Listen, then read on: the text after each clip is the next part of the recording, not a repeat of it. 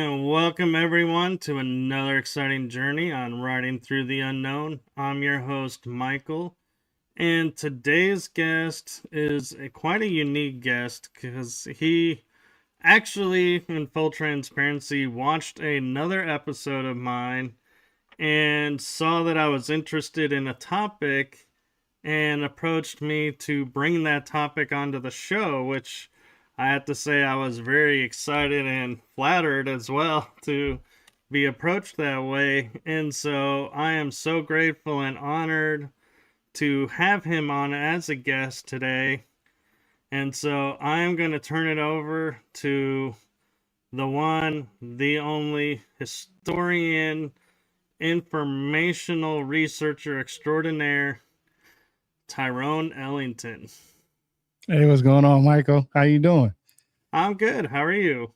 I'm doing good. I'm doing good. Yeah, I like that introduction. That was good. I'm gonna have to steal that from you.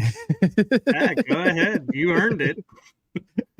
Yeah. Like you were saying, I watched your other video and seen the topics that you were interested in, and I felt like I had enough knowledge and a lot of experience and time in it to present that information.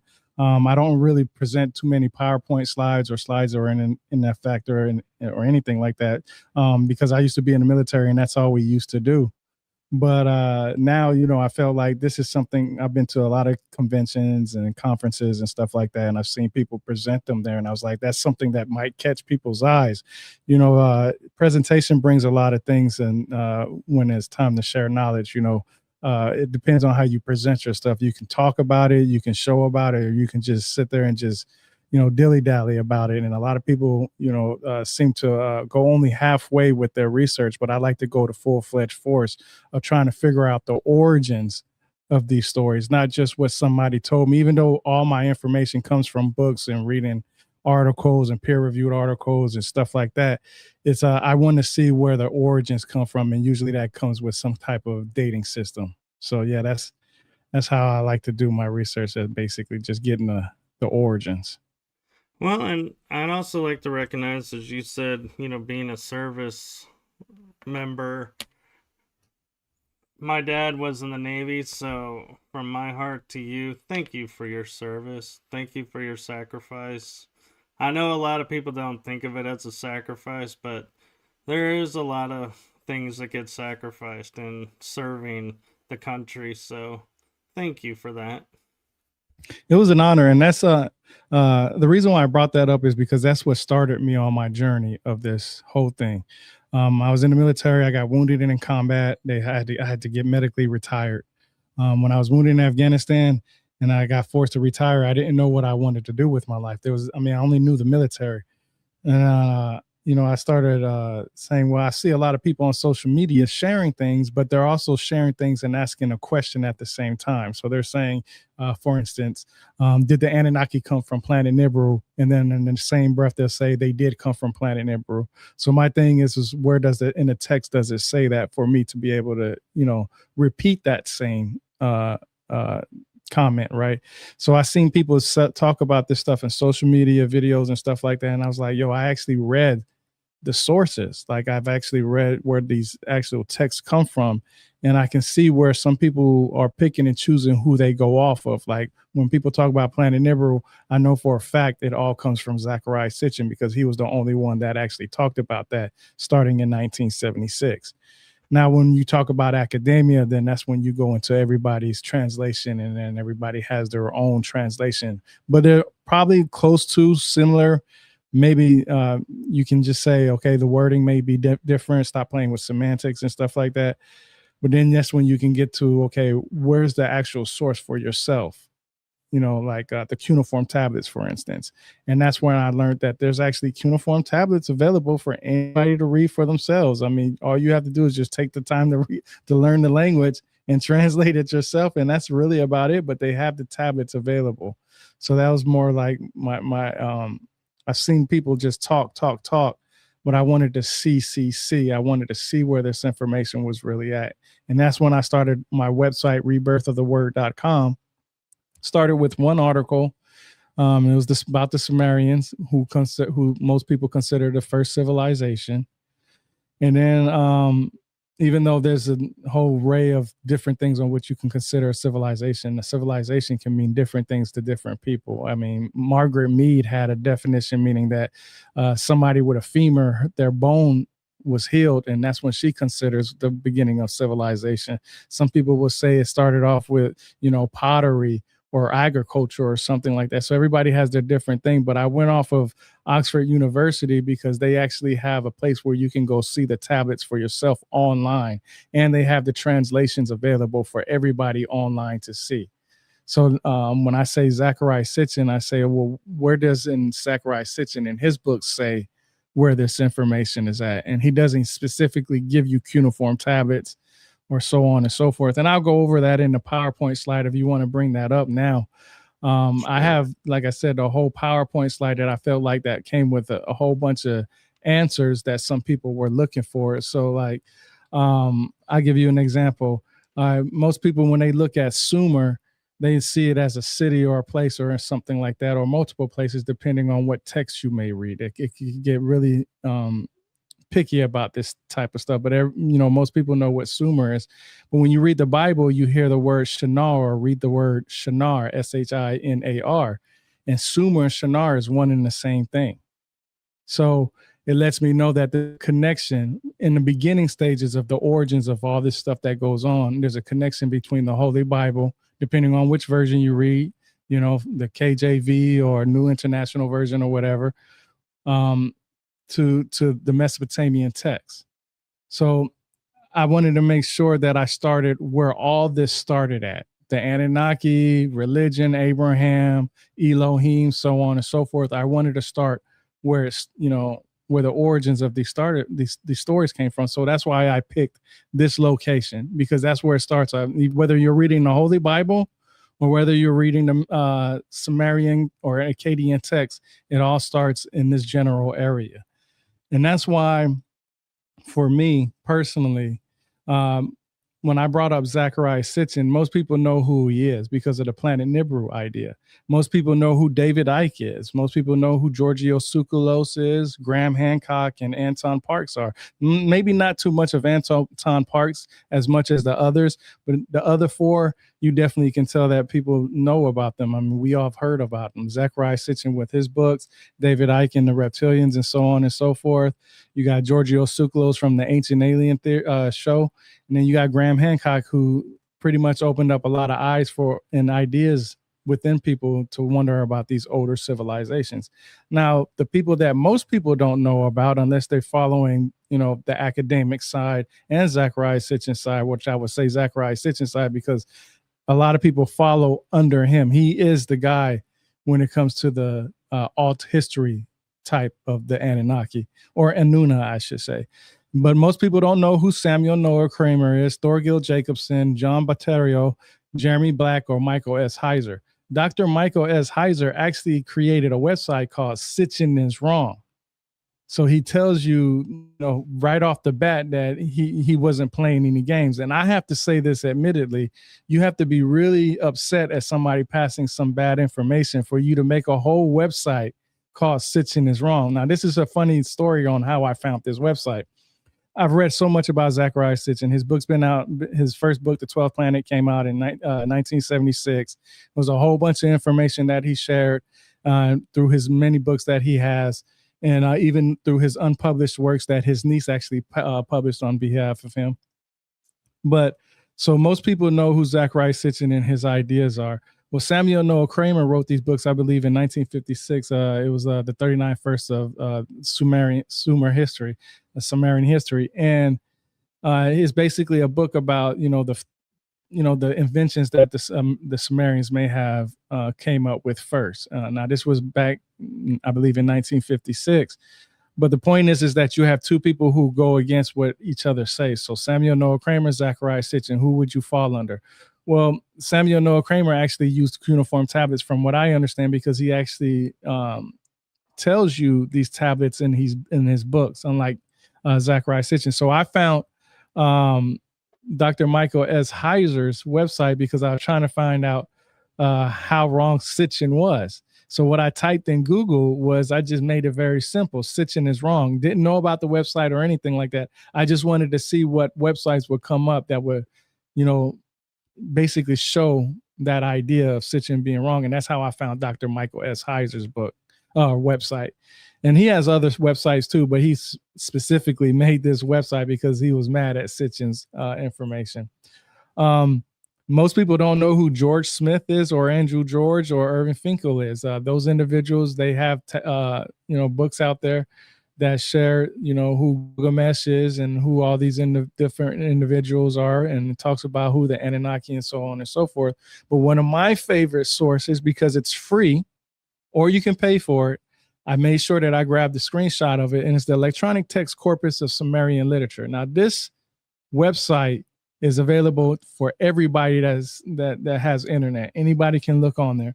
And this website is basically the website that tells you everything that is supposed to be said about the tablets, about the Anuna / the Anunnaki. I mean, everything from them creating humans to Gilgamesh and so on and so forth. It has everything that you possibly can think of.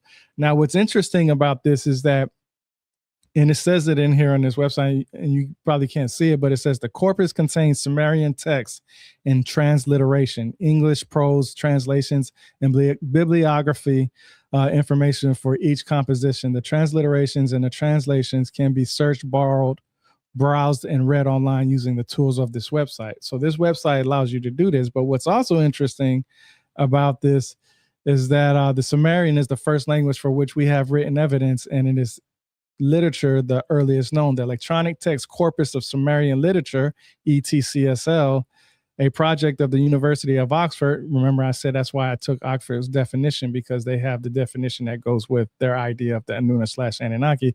It comprises a selection of nearly 400 literary compositions recorded on sources which come from the ancient Mesopotamian, modern day Iraq, and date to the 3rd and early 2nd millennium BCE. So that's just about the time frame they have it. Now, this is the website itself. Now, what's interesting about this website is you can also look on the right-hand side where I have Mr. Burns on, because I like to watch The Simpsons while I'm reading. That's the book. It's literally called The Literature of Ancient Sumer. Now, the book and the website is literally the same thing. There's more stuff on the website, of course, because you have different links that you can go to different places for more information and so on and so forth. But this book literally tells you exactly what the website tells you when it talks about the Anuna and the creation stories and all that.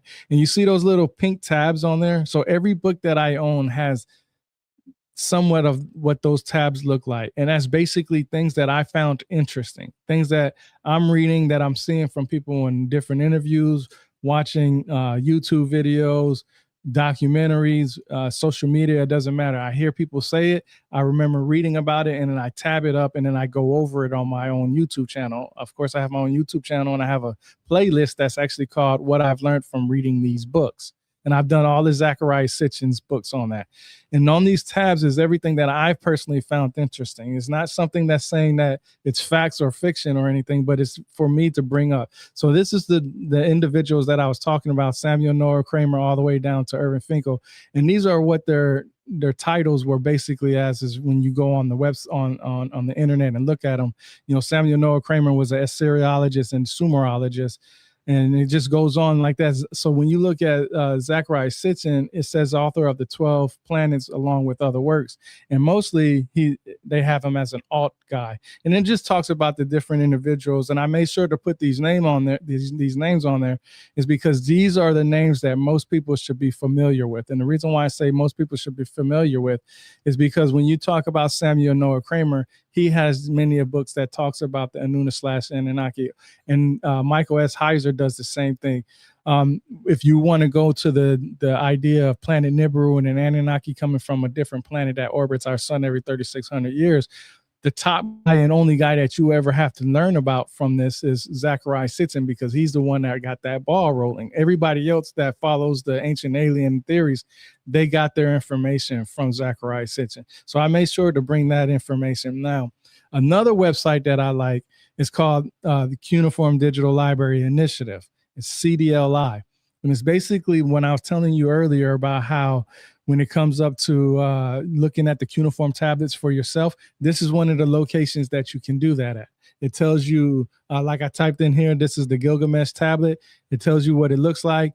It'll bring it up in different ways that you can look at it, and it tells you what it says on there in some description of some manner or some sort like that. And most of the people that know about the Gilgamesh story, this one is from Neo-Assyrian, which is dated around 911 to 612 BC. Okay, so that's nowhere near, the second millennium, third millennium BC that we know of when it comes to the text. But this is the cuneiform that talks about it. Now, with this cuneiform, you can see how it's kind of deteriorated and broken. Half the message is off, and it's broken in between places.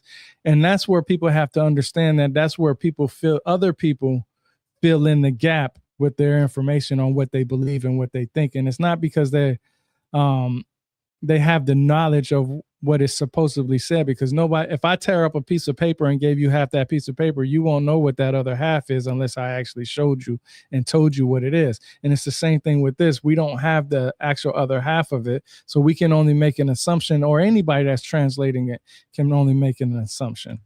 I say these sources are important because, like I said, I was talking about the electronic text corpus of Sumerian literature, which they date, anywhere from 2300 BC to 1700 BC on their for the text. Now, the book itself has a different time frame. It says 1800 to 1800. It starts around 1800 BC, and that's on the back of the book. It's like 1800 BCE, somewhere around there. And I put -1701 in there because you could find different sources that say things, but on the back of the book itself, it does say 1800 BC. So that's, to me, that's very interesting, because the book has a different date than what it says on the website. Now, like I said, the website and the book are nearly identical, two same things. It's made by the same authors and everything. It's the same people that was involved. It's just the dates are a little off. So I want to talk about the cuneiform writing system. So with the cuneiform writing system, a lot of people believe that the Sumerians are considered the first civilization because of the simple fact of their writing system. And it developed around 3200 BC in southern Mesopotamia. I know that because I took a class from Bar Ilan University from Dr. Nili Salman, and that's what she says in her class. And since she says that, and I still have my notes right here from that class, I decided to put that date in there because that's the date that I got. Now, I'm not saying this is facts and this is the absolute date or nothing like that. What I'm saying is that I took a class on this subject, and this is the date that she presented in her class. So that's the date that I wrote down, and that's easier for me to remember. Of course, I know that it's plus or minus, but like I said, that's just the date that I got from the class. The Sumerian cuneiform was written, or the pictographic script, I should say, was written because of this, or started because of the simple fact for trading, economic uses. It didn't have anything to do with the Anunnaki or Nuna or anything like that. It was so they can trade with somebody else. Now, I always said this. If the Sumerians are considered the first civilization because of their writing system, then that means that somebody else on the other side had to have a writing system so that way they can communicate to each other. And that would be the Akkadians, right? That would only make sense, right? But like I said, a lot of people consider Sumerians the first civilization because of their writing system. But the earliest examples of it, like I said, was pictographic script. It's basically just for trade, for rations, for livestock, tax receipts. It didn't matter. And it was just for a tool for commerce, administration, right? Then you had the evolution of Sumerian writing. It gradually became fully developed language capable of expressing complex ideas. That just makes sense. When you start a writing system, it's only going to get better and develop better. That's why we speak English today, because it changed over time. And now some of us are speaking English and others people are still speaking other languages. Then as it got more developed, of course, it went into more things. It went into more just not trade or legal matters, but religious texts, hymns, myths, and temple rituals, right? Because somebody decided to say, hey, we need to be able to keep this information just in case something happens to the person that has it. We no longer have to worry about relying on mouth to ear type thing. We can rely on just reading it and having something, as a recorded device. Then it transitioned to Akkadian, which Akkadian was taken over by Sargon of Akkad. It's a Semitic language, and it adopted the Sumerian cuneiform script. Like I said, two people had to have the same type of writing system or close or similar ideas of a writing system to be able to communicate to trade. Well, because the Akkadians came after the Sumerians, it only makes sense that the Sumerians and Akkadians were working with each other simultaneously to come up with a writing system for their trades and so on and so forth. But the Akkadians adapted more of the religious aspects as far as with the Sumerians and what they thought about the Anunna slash Anunnaki. Now, I'm not saying the Akkadians had the idea of the Anunna slash Anunnaki by themselves. What I'm saying is that the Sumerians and the Akkadians were at one time telling this in a traditional oral story, and later on it needed to be recorded. And that's when the Akkadians and their writing system, even though they adapted the cuneiform Sumerian script, their narratives was mostly about, cosmology and religious and stuff like that. And they produced most of the famous works, such as the Epic of Gilgamesh. And some people even consider the Enuma Elish, but I would say that Enuma Elish is more Babylonian, but there's a whole mixture with that. So I'll get into that. A lot of these stories, the Epic of Gilgamesh and Enuma Elish, a lot of people say that it came from traditional oral stories, which basically started with the Sumerians. Well, I did an episode on the Ubadians. And the Ubadians are a group of individuals that came before the Sumerians. They are the ones who inhabited the land of Sumer before the Sumerians. And they have a lot of their pictographic script in there too. And they also have clay pottery and so on and so forth. So now when it comes into the Sumerians being the first civilization because writing or clays or whatever the case may be, that's some of what Samuel Noah Kramer said, that can be placed on the Ubadians. But because of the information is so iffy sometimes, and some people push dates here or there, it all just depends on what you want to believe in. But the most part is that I like to say, instead of the Sumerians, the Mesopotamians, because the Mesopotamians are a group of individuals who work together to get established to where they are at now. So like I said, the Sumerian writing system started because of trade and later came into religion. The Akkadian writing system inherited the system, placed stronger emphasis on the mythology and theology. The earliest known use of the word Sumerologist goes around 1880.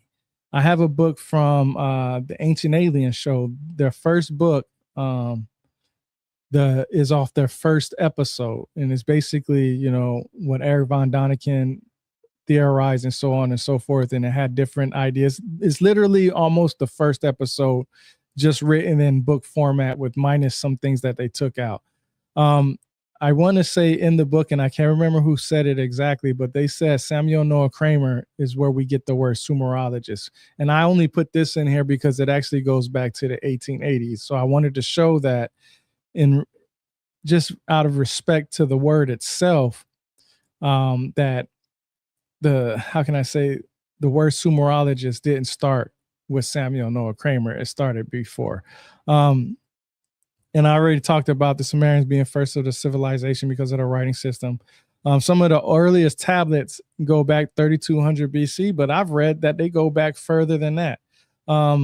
It's so funny that a lot of times when you read this information online, or you try to fact check, I guess you can say, certain things, you will always find something with a much, how can I say, older date than what is described. And it's almost, to me, juggling, should you put dates out there at this time frame in this lifetime, right? Because these dates change a lot. And it's out of respect for that. I try to just stay in the realm of what I've read personally through books. On my X account, I share all the books that I have. Like I said, on my YouTube channel, I have a playlist called, what I've learned from reading these books. And I take everything, and I also go on my social media and I share what's inside those books also. So it's not just videos, it's also, in a reading format. Tyrone. Yeah, what's up? I'm curious, when it comes to the dates, I've started to question, like, is 3200 BC really 3200 BC? Because we had a lunar calendar, then we had a Julian calendar, then a Gregorian calendar.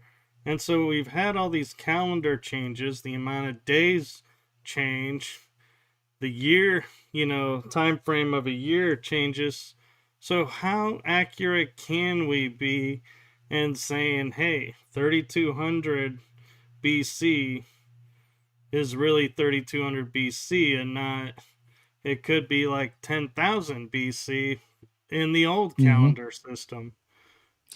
Yep, I actually have a another presentation. I might be able to bring it up. Just one. It's just one slide that actually talks about how the time frame of the gods were in thousands versus what it is in humans. I actually did broke that down to find that information out. But you're right. I always said the same thing too. When people give dates, it's almost like they're giving specific dates, not specific enough to where it says 3203 or 3204, but they say 3200 BC, they say 3100 BC, 5400 BC. And just like you said, we've had different calendars, right?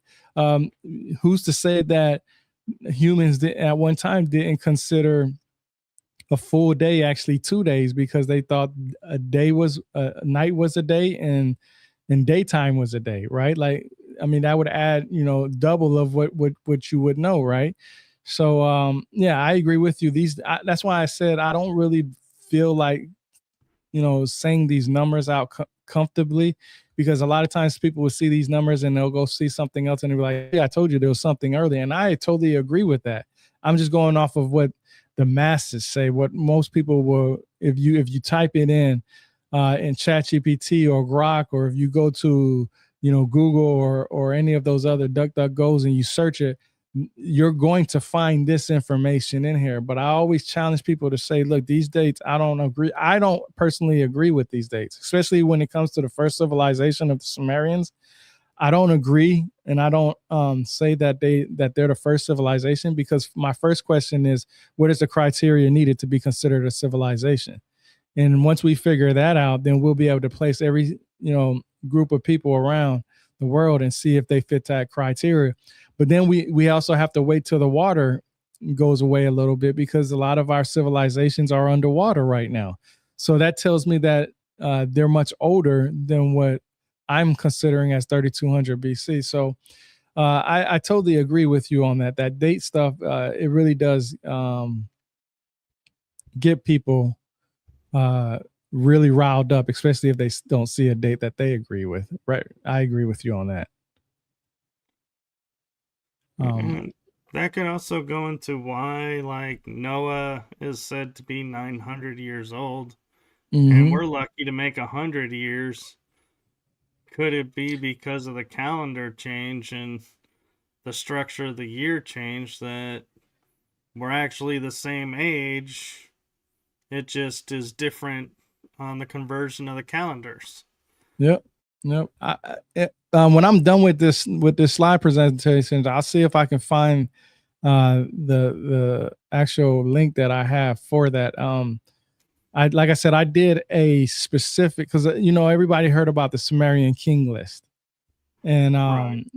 the Sumerian list would tell you that these kings or these gods or whoever were thousands and thousands of years of age, but they were literally, if you convert it the right way correctly, in which I'm not even good in math, so I don't even know how I came up with this, and none of these mathematicians came up with it, because I actually plugged it into Chat GPT and Grok and all that, and to see if it could do the math part for me, and it said, hey, this checks out. So I actually have a presentation that actually said that. I shared it plenty of times in the past.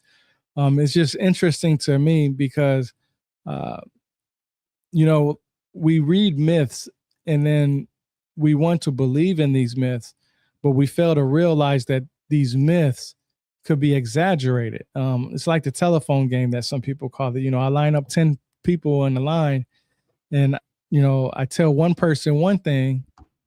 By the time he gets to the 10th person, it's going to be a totally different story.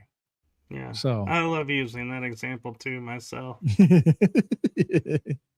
Yeah. So back to the slide. The Sumerians are usually known as the black-headed people. Sagigog is I'm not sure if I said that right, but it's Saggiga, and it has a name in there, and it's often meaning all humans, mankind. In some cases that I've learned, which is interesting, is that they mean brothers. So instead of being considered black-headed people, they were considered brothers.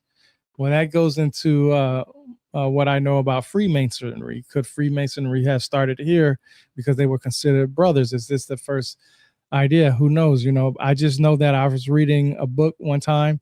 I can't remember which one it was at the time, but I put this in there because I thought it was very interesting. And we know that the Sumerians was a polytheistic group of individuals, worshippers. They worshiped many gods known as the Anuna. Now we call them today the Anunnaki. It wasn't until the Akkadian period that the word Anunnaki came into existence. So when the Sumerians called them, those guys, their name, it was called the Anuna. When the Akkadians came around, it switched to the to Anunnaki. So, and each city state had their own god. So, you know, it could have been, you know, from Enlil to Enki to Shamash. The Anuna, also called the Anunnaki, were a group of major deities in Sumerian religion. They consisted anywhere from 7 to 12 main deities, sometimes less than that, sometimes more than that. It just depended on the text. But overall, for the sake of what most texts and translators say, it's between 7 and 12. They were believed to be the descendants of the god Anu, which is that's his sign right there where you can see where it's the star. And or An. I like to say Anu because An is just you can mix that with a different word, but Anu, and they're often described as judges and controllers of human fate. That's why they, you know, basically a lot of people consider them the Elohim. Like when I was saying that each city state worshiped specific gods, some people would consider these different gods to be the Elohim when you go to the biblical text. Their stories influenced many Mesopotamian cultures. You can see them in Akkadian, Babylonian, Assyrian, not just Mesopotamian, but you can see them in Hittites. You can see some of them in Egyptian texts. Matter of fact, in Egypt, they found texts that was related to Anu. So that's very interesting.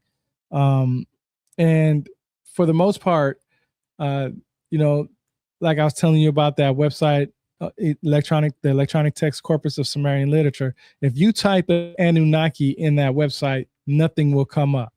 But if you type in Anuna, that's when things start showing up. So with that website, the electronic text corpus of Sumerian literature, you have to be precise on what words were used at what time. So you can't use an Akkadian Babylonian word for a Sumerian search engine.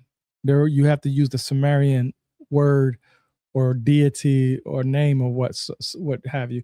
And another source that I like is the Oxford Handbook of Cuneiform Culture. This is the book that tells you what it basically breaks down everything for you Barney style about the Anuna / the Anunnaki, everything that you can possibly think of. It gives you more information. It tells you tells you who the Anunnaki were, who the Apkallu were, and so on and so forth. And I give you a good example of these sources that I use. Real quick though, if you go back one slide, one thing that I find interesting is they say they're descendant of the god Anu, if you use that spelling. The Egyptians, they're descendants of the god An-Mun. It's like the same spelling, except they put an M at the end. So, Yeah, is that like, could you argue they're talking about the same god? They just added a letter to make it more Egyptian than Sumerian or Akkadian? you know that's an interesting question because I thought about that stuff too. So Anu is supposed to be the top dog. He's supposed to be the god of all of them, right? But see, this is where a lot of people don't remember or they don't take in consideration is that it was a guy named Elelu that was in charge first, and Elelu and Anu got into a fight.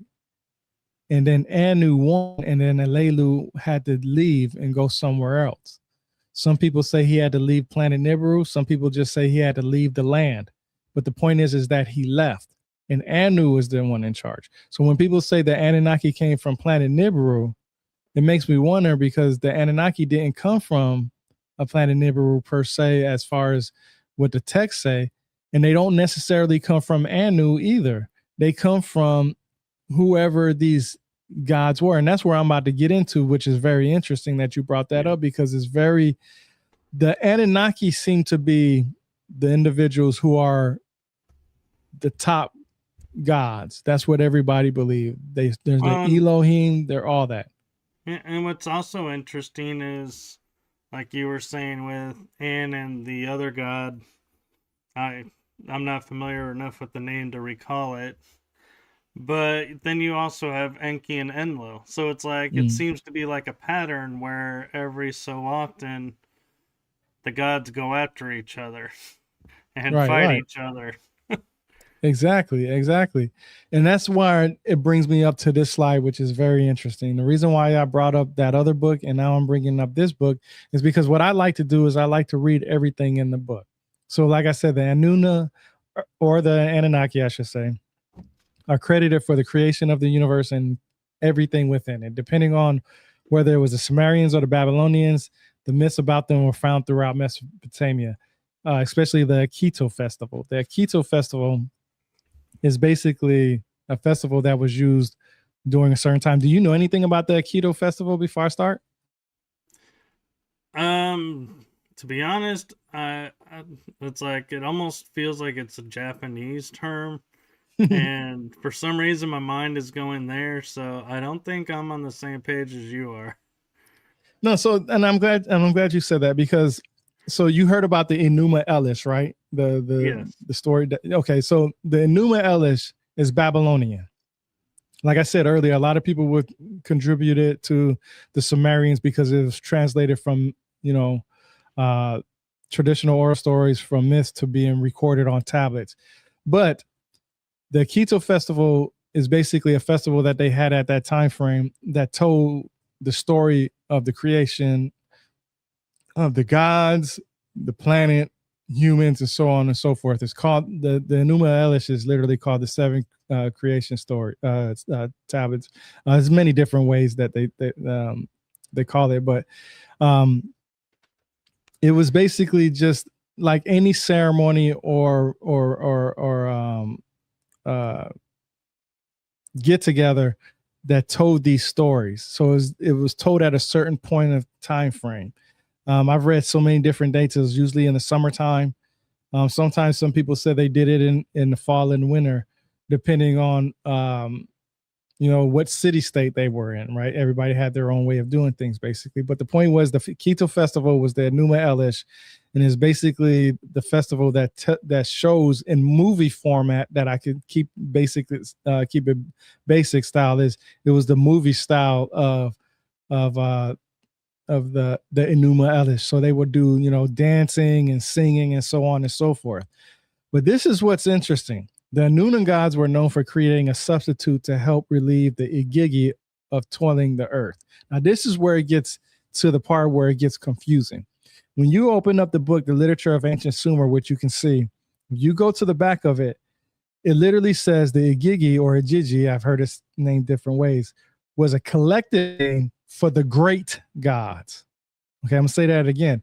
A collective name for the great gods. When you look in back for the Nuna, which is also known as the Anunnaki, it is a collective name for the gods. So think about that for a second. Your whole time like the Greeks have the major gods, and then they have the other gods underneath them. So that's exactly how I'm it. But this is the thing. Most people would tell you that the Anuna were the great gods. They were the gods that told everybody what to do. They were the gods that were in charge. But when I open up this book and I see that the Igigi or Igigi are the great gods, that means that the Anuna / the Anunnaki came under the Igigi. Now, this is what's interesting about the Igigi.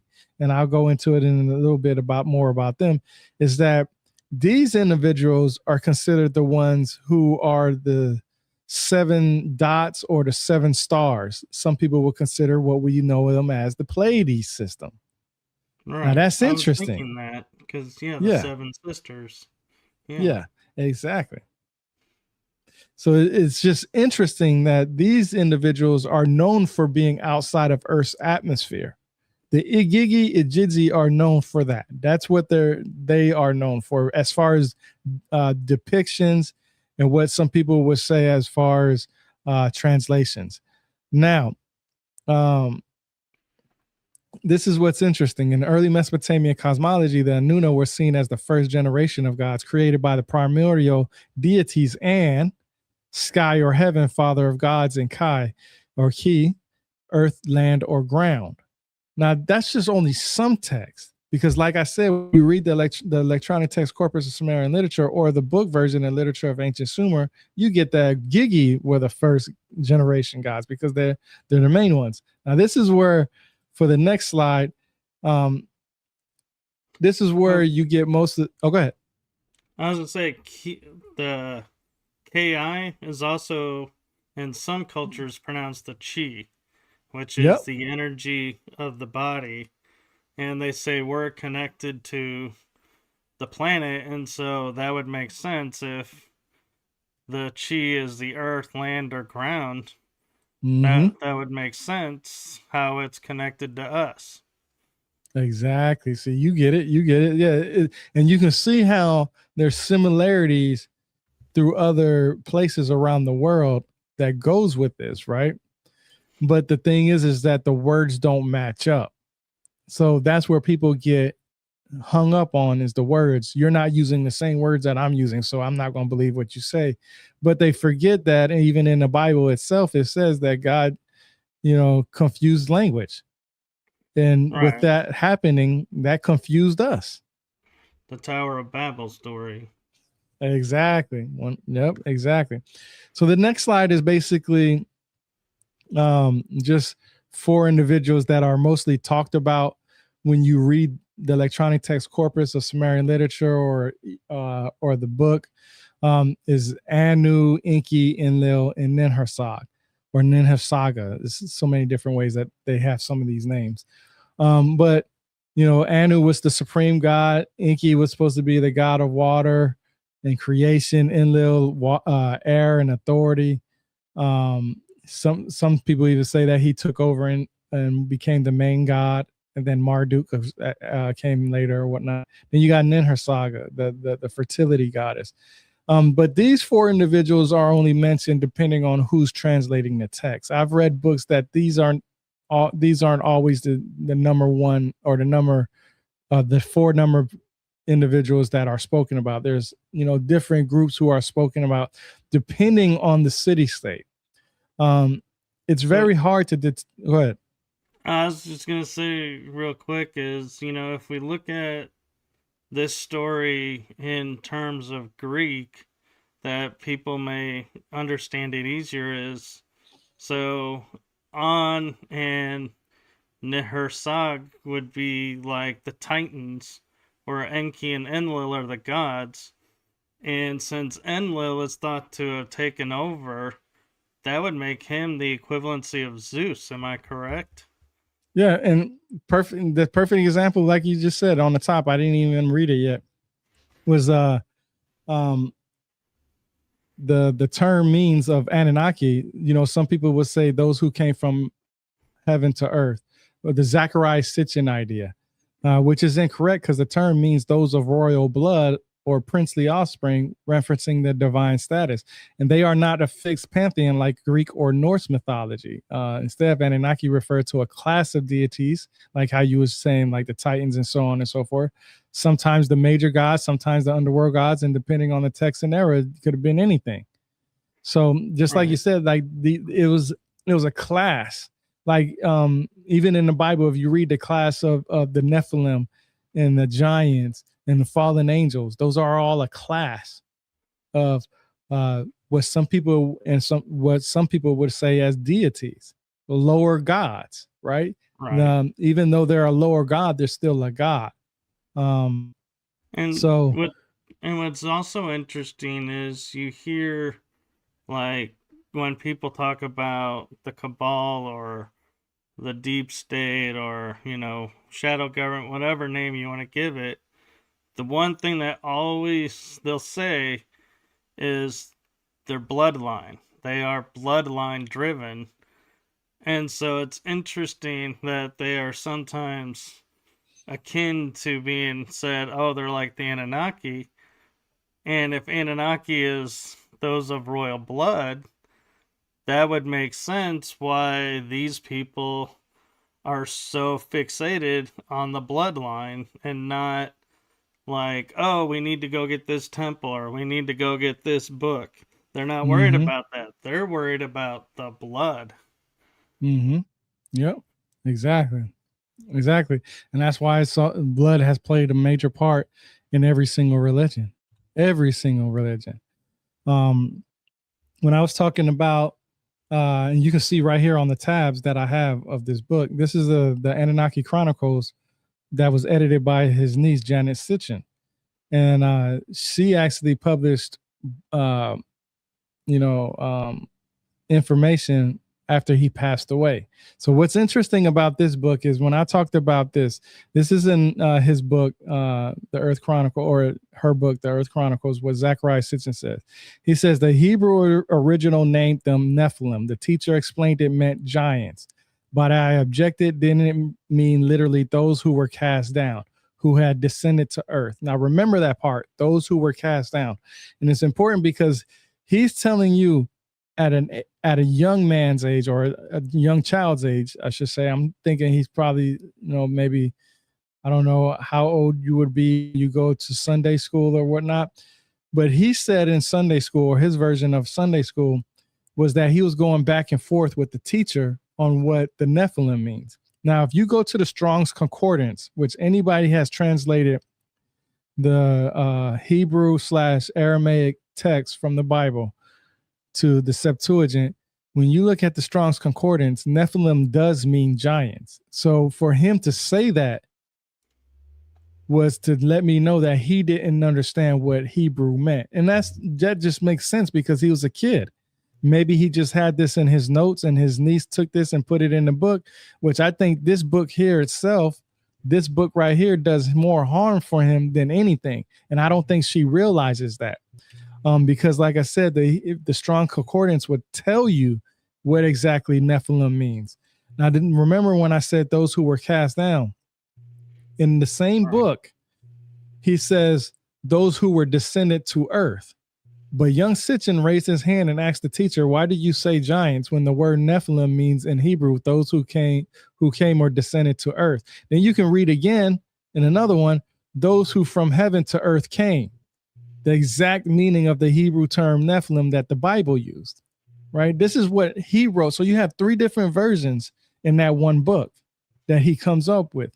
And people will say these 3 different versions plus others because they're adding and taking away words. But like I said, when you go to the Strong's Concordance, which you can see on the right-hand side, number 5303, Nephilim, it literally means KJV. You can see where it says giant.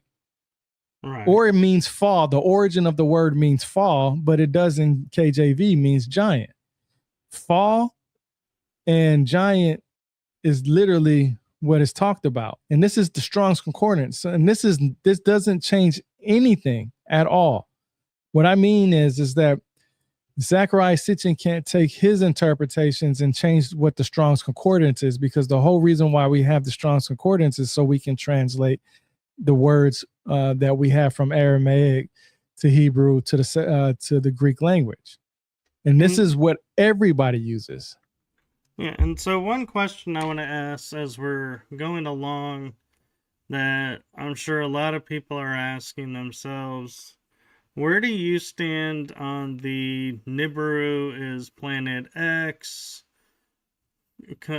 talk? Is planet X the same as Nibiru? Is it the 10th planet, or do you find in your readings we're talking about different planets? I'm glad you said that, because this is the next slide. This is where we get into the nitty gritty. So Planet X and Nibiru, from what I understand, are two different things. Planet Nibiru is supposed to be a planet that orbits our sun every 3,600 years, and that comes from a theory presented by Zachariah Sitchin. He says this because this cylinder seal VA243 right here, where you can see the arrow that points to it, he says this is considered why they say there's 13 planets out there, or 12 planets out there. And I can tell you, when you read his book, The 12th Planet, we know the sun and the moon is not a planet. So it shouldn't have been called the 12th planet. And Nibiru can't be the number that it's in, because some people say Planet X or whatnot, because it's supposed to be the 10th planet if you take away the sun and the moon, or whatever the case may be.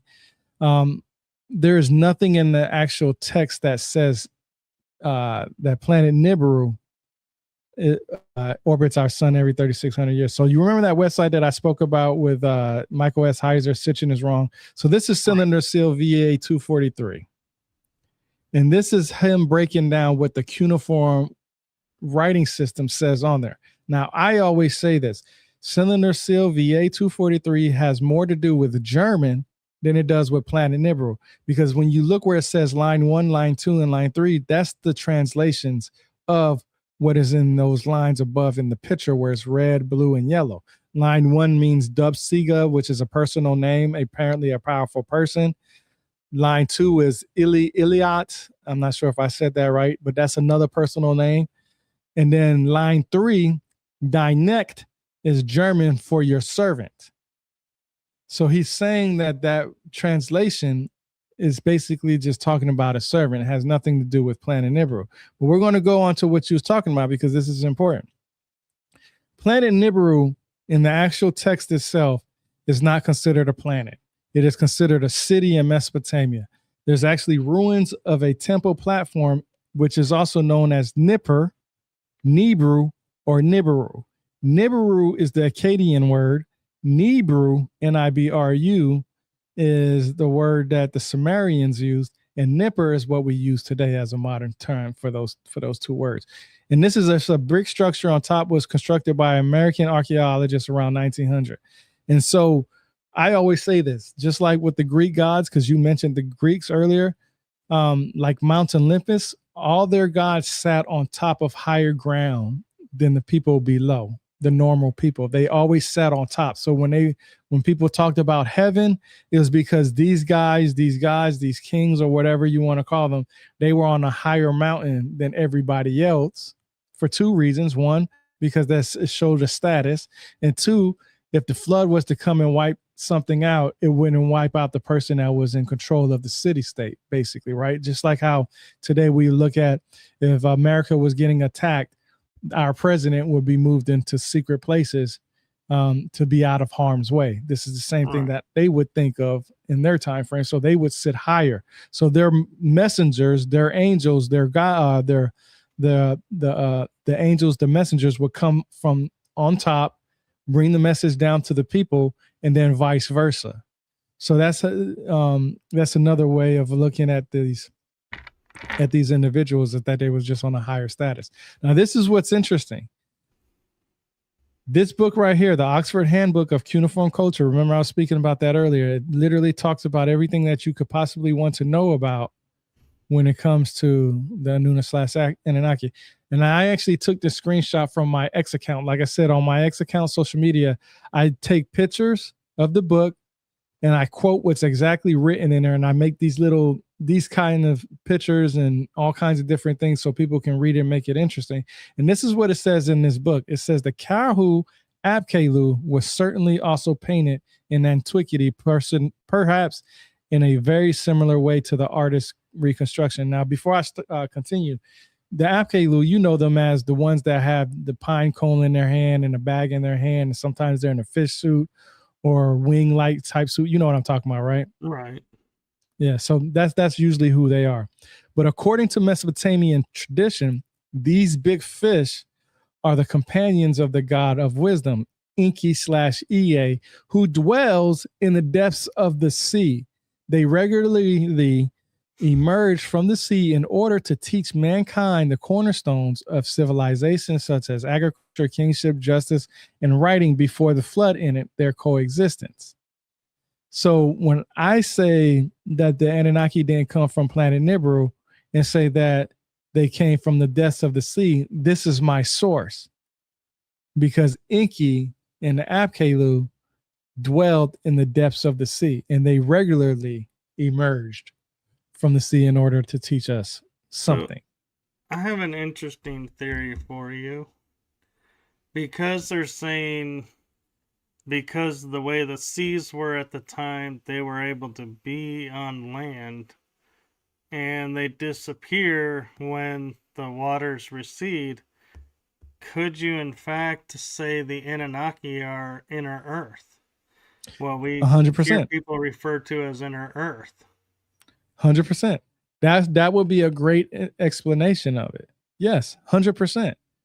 I agree 100% that they came more from inner Earth, hollow Earth, on Earth somewhere, more than anything about them coming from planet Nibiru, only because of the simple fact that when you look at their depictions, when you're looking at a pictographic script, right, you're looking at a picture, basically a picture, and that picture is going to tell a story. If I was to draw something coming outside of Earth's atmosphere, it would be a bird. It wouldn't be a fish. It wouldn't be something depicted like this. Now, later on, yes, we do have birds, and that's why I said the Apkallu are sometimes fish, and sometimes they're depicted as individuals with wings. But there's a whole meaning behind the idea of wings, which I'm still actually trying to learn about, because it's more than just flying. It has a lot to do with status in a lot of cases. But to keep it simple, when you think about Nibiru is not even the oldest city in Mesopotamia, right? So if you was to come from a different planet to name a city that you first founded that the gods are supposed to reside in, that it would be the oldest city, but it's not. So we get to the point now where, okay, now we're fighting, okay, are they coming from planet Nibiru or are they coming from the depths of the sea? And now my only thing is if I'm going off of a source, I'm going to go off the Oxford Handbook of Cuneiform Culture. Now, I'm not saying that this is 100% accurate. What I'm saying is that they give you the cuneiform tablets that say this. I already gave the website, CDLI. There's a couple of other websites that I can give you besides ETCSL and so on and so forth. But these texts actually say they came from Earth one way or another. Nothing about coming from a different planet, nothing coming from I don't even know how to say it, multi-dimensions or something like that, Right. So we get to the point now that you have to take what you can and go with the flow. So that's what I'm doing with this. Now, if I see a book from academia that can tell me what cuneiform says that the Anunnaki came from planet Nibiru, then I won't even have to argue that anymore. I can say, I don't know what happened to that. My phone just went off. I must have said something to trigger it. But you can get, how can I say, you can get cuneiform tablets online, like I said, from anywhere. You can get it from, the Electronic Text Corpus of Sumerian Literature. You can get it from the Babylonian website that I was telling you, that's another one that I have out there. Then you have CDLI. You have there's so many different websites that would give you the actual cuneiform tablet identifier. So until I get a cuneiform tablet identifier that says the planet Nibiru is real, then right now all I can go off of what I've read so far. And that's why when you ask certain people, just like Billy Carson or anybody like that, can you tell me the cuneiform tablet identifier that goes with what you're saying? They usually can't produce it because there isn't one. So that's where you go into, okay, well, I'm going to go off of what I have. I'll give you another thing. The Abzu, also called Ingur, literal meaning is basically Ab is the ocean and Zu, to know or deep, was the name for fresh water for underground aquifers.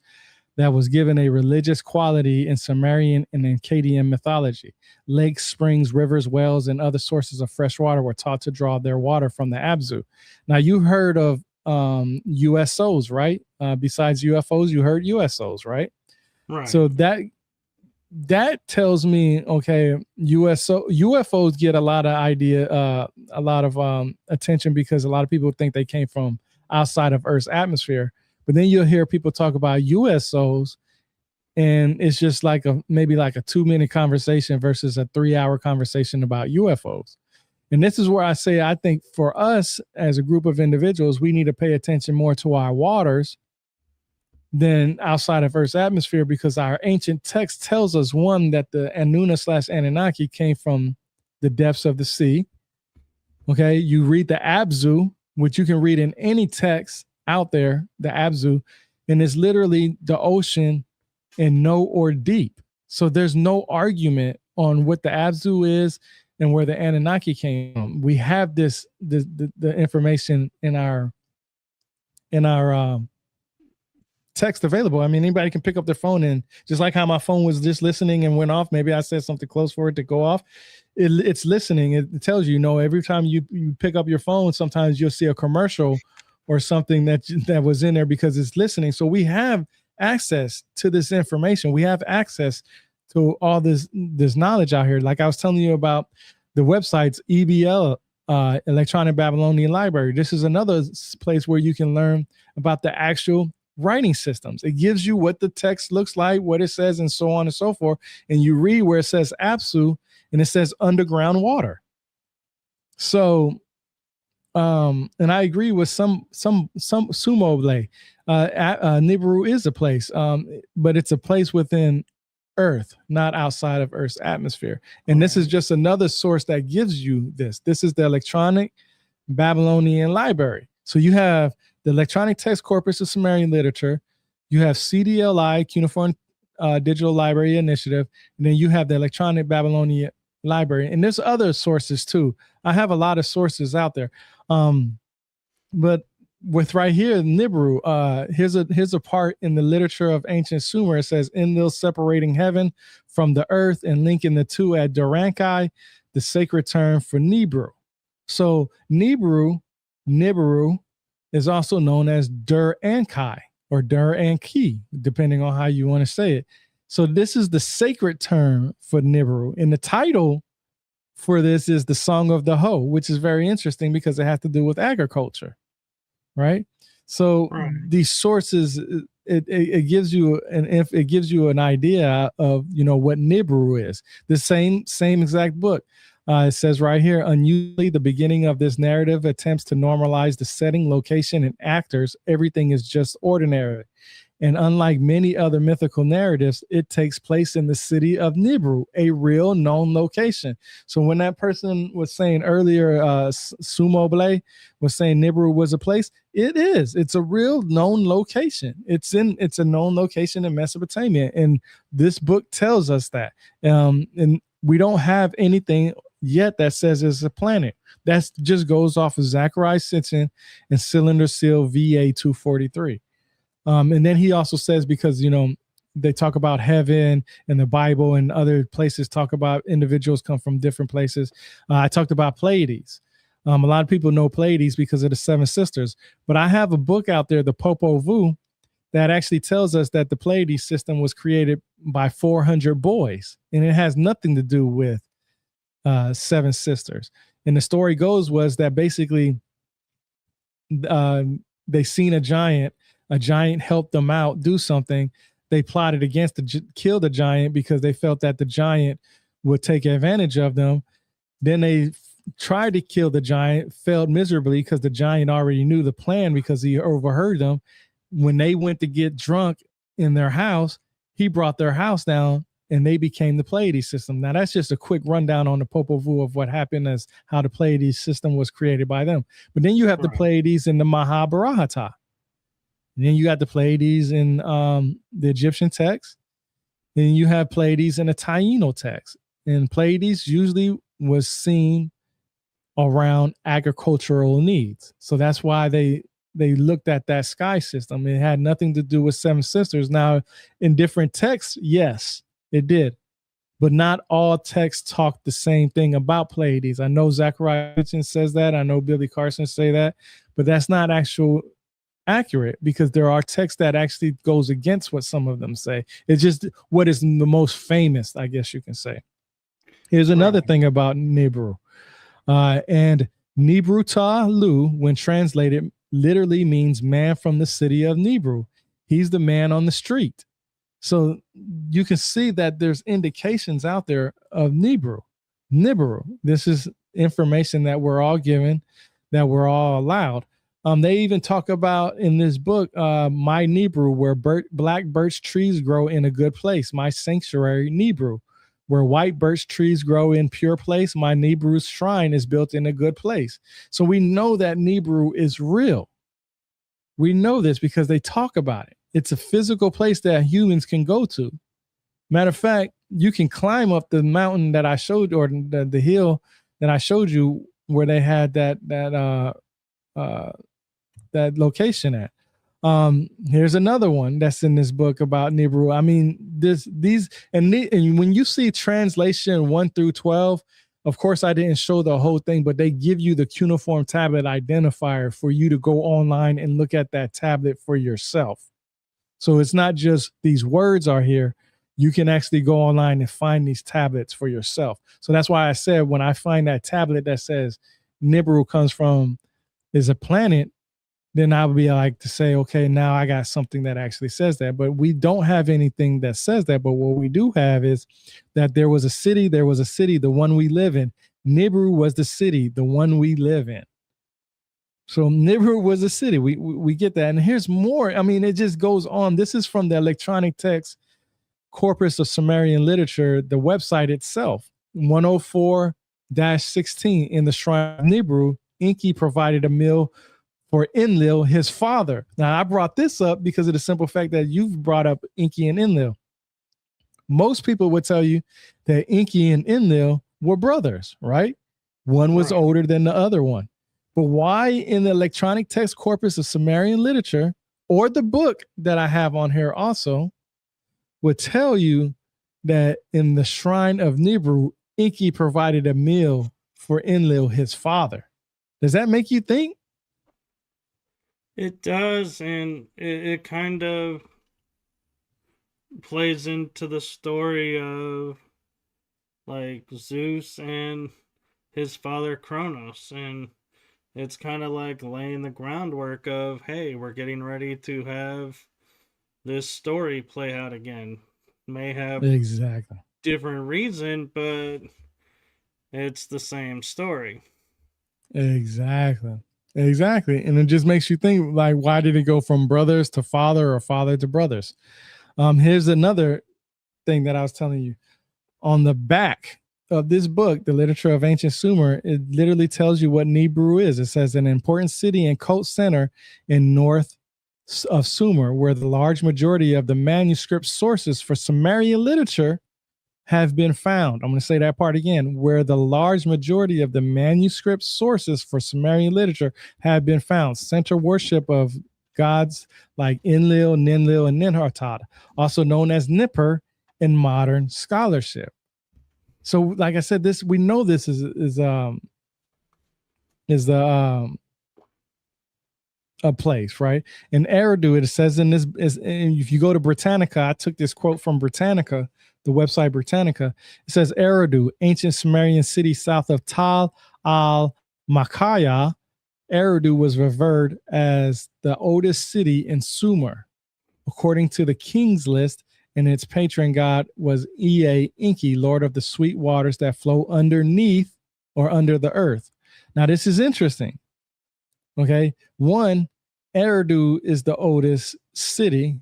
So obviously, if I was coming from planet Nibiru and I was going to name the first city on my new planet, it would have been Nibiru, right? But it's not the oldest city. Eridu is. And then also the part where it says Ea Enki, lord of the sweet waters that flow underneath or under the earth, meaning the depths of the sea. Something that you was talking about when we go into the idea of what you called hollow earth. So Right. Well, that's and go ahead. I like to point out, in our culture, we spend so much money in, science exploring space, and they call it the final frontier.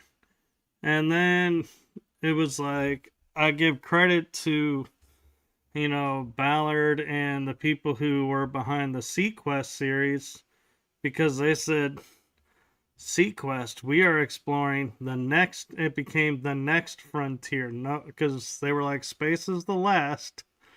So what do we call our waters? Well, it's the next one, I guess.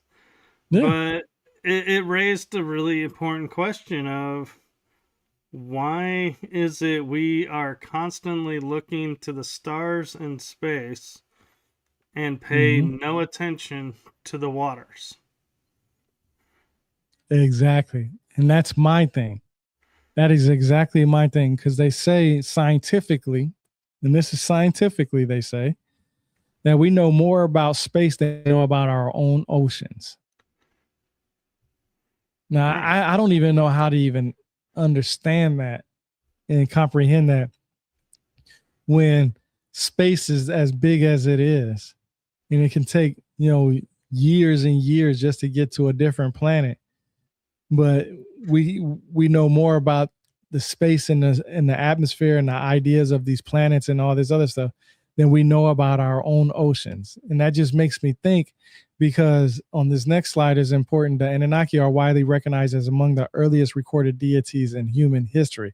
This is where we get the ideas of these gods from, primarily due to the advanced Sumerian writing system. But what's interesting is that when analyzing the religious systems and cosmologies of cultures across the ancient world, striking parallels emerge between the Anunnaki and deities from other regions, such as the Egyptians, the Dogon of the west of Africa, the Mesoamericans, and the Aboriginal Australians. Now, I bring up the Dogon tribe because, for the simple fact that um, the Dogon tribe believed that there was a group of individuals that came from Sirius, and that's just a whole thing of somebody come from different planets and so on and so forth. But it also makes me wonder, because a lot of their rituals have to do with agriculture also, and that's when I was talking about Igigi. So I'm wondering if most people are just mistaking the Anunnaki and the Igigi, and is it because the Anunnaki told the Igigi to create humans, or the Igigi told the Anunnaki to create humans? Who knows? I mean, we just know that Inky was in charge of it. Um, but that, but it also says that Inky came from the depths of the sea. So it just gets to a whole uh, idea of who the Anunnaki is. This next tablet or screenshot that I have up here is just basically the shared symbolism between everybody. There's, like I said when we started in the beginning, the Holy Bible um, has a lot of relationship with what the Sumerians and Akkadians say. And I would say this: Abraham goes back to around 2000 BC. That goes into the Sumerian and Akkadian time frame. So it's obvious that Abraham knew who the Sumerians and Akkadians were. He's Right. also would have known who the Anunnaki were. But my question is, which one of those gods that he decided to worship solely, meaning monotheistically, right? And like I have on this slide right here is basically the Egyptian, Greek, Mesoamerican, Biblical, Native Americans, Aboriginal Australians, Romans, the Celtics, the Yoruba, Taino, and Dogon tribe. And it's just basically just some of the gods that I found from the Anunnaki. And I try to see who they were compared to different cultures and civilizations around the world. Like, for instance, Enlil in Egypt, it could have been Ra, or Amon Ra, or he could have been Zeus. He could have been Jupiter. I mean, he could have been any of these, just depending on the way they wanted Enlil to fit with different cultures. And I put this on there based off of what I've read. So if I read something, and this is constant, this slide constantly gets updated. When I read something that somebody says, I put it in there and try to say, okay, this is what they meant by this. It's just basically how it's basically to show people that a god can be named one thing in one religion, but because of language, the confusion in language and linguistics, they can be, something totally different. I mentioned Anton Parks earlier. Um, and a lot of people wonder, about the forbidden fruit that Adam and Eve ate. Well, Anton Parks has this book called Eden: The Truth About Our Origin, and he gives the cuneiform tablet identifier, like right here, CBS 11065, column 6, and then he compares it to the New American Standard Bible. So he gives you the scripture in the Bible of how these stories are together. And basically, for the clay tablets from Mesopotamia, Enki revealed the secret of metallurgy to the woman, while his sons, the great messenger observers, cast metal and cohabited with the mother of the human race. The mother knows the secret of the gods, the tool revealed. So it was metallurgy that was the forbidden fruit. And he compares this to the New American Standard Bible by saying Genesis 6, 1 through 5, in the book of Enoch, chapter 8, and verse 1, the sons of God came in unto the daughters of men, and they bear children to them, the Nephilim, which brought corruption among mankind. Azazel transmitted the secret of the gods, the knowledge of metals, to humanity, and so corrupted it. So you can see in the old Sumerian clay tablets how there's a similarity with not just the Bible, but the book of Enoch. So I brought this up, and this is I took a screenshot from my X account, because this is what I do. I take a picture of the book and I quote exactly what it says. And it gets more into that. The same book, The Knowledge of the Forbidden Fruit, was simply that tool of making, whose secret was not to be divulged. And the rabbinical views of the later period, this concept was associated with a sexual taboo, because at the same time, Enki incited the humans to reproduce themselves. That's basically what I'm talking about. When it went from creating humans to now we got the idea of Enki telling man and woman to create new species. But here's more information about the. Oh, go ahead. I was say I always find it interesting that people don't pay attention to the verbiage of like the origin story where you have Adam and Eve. Eve eats of the fruit, the forbidden fruit. So they're cast out with Cain and Abel, and Cain and Abel marry women of other tribes. And I go, wait a minute. Adam and Eve were the only two humans in existence and had Cain and Abel.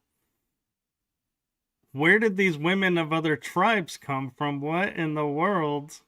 And everyone's like, well, there were other tribes out and about. And I was like, well, but then Adam and Eve aren't the only two, people on the planet. So which one's right? Was it Adam and Eve are the only humans and these other tribes are, like they say, the Anunnaki and the Sumerians, and so that's how this all got started? Or, it raises the question, because it's like you were saying earlier with your stuff, the verbiage and the story don't line up. It's like, how can you have 4 people and then 4 people got married and more kids were born? It's like, wait a minute, where did they come from?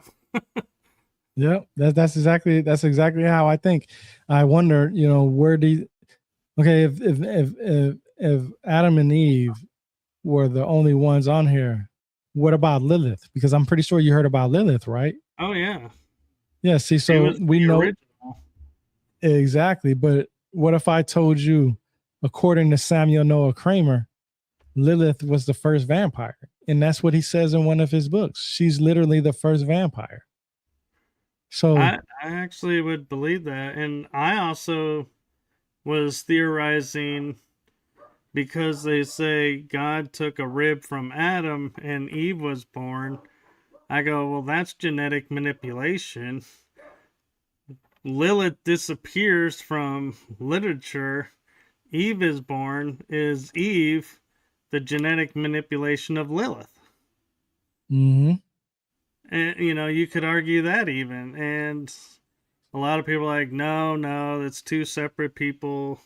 Lilith is overdoing this thing over here. But I'm like, but you don't hear that. So how do you know?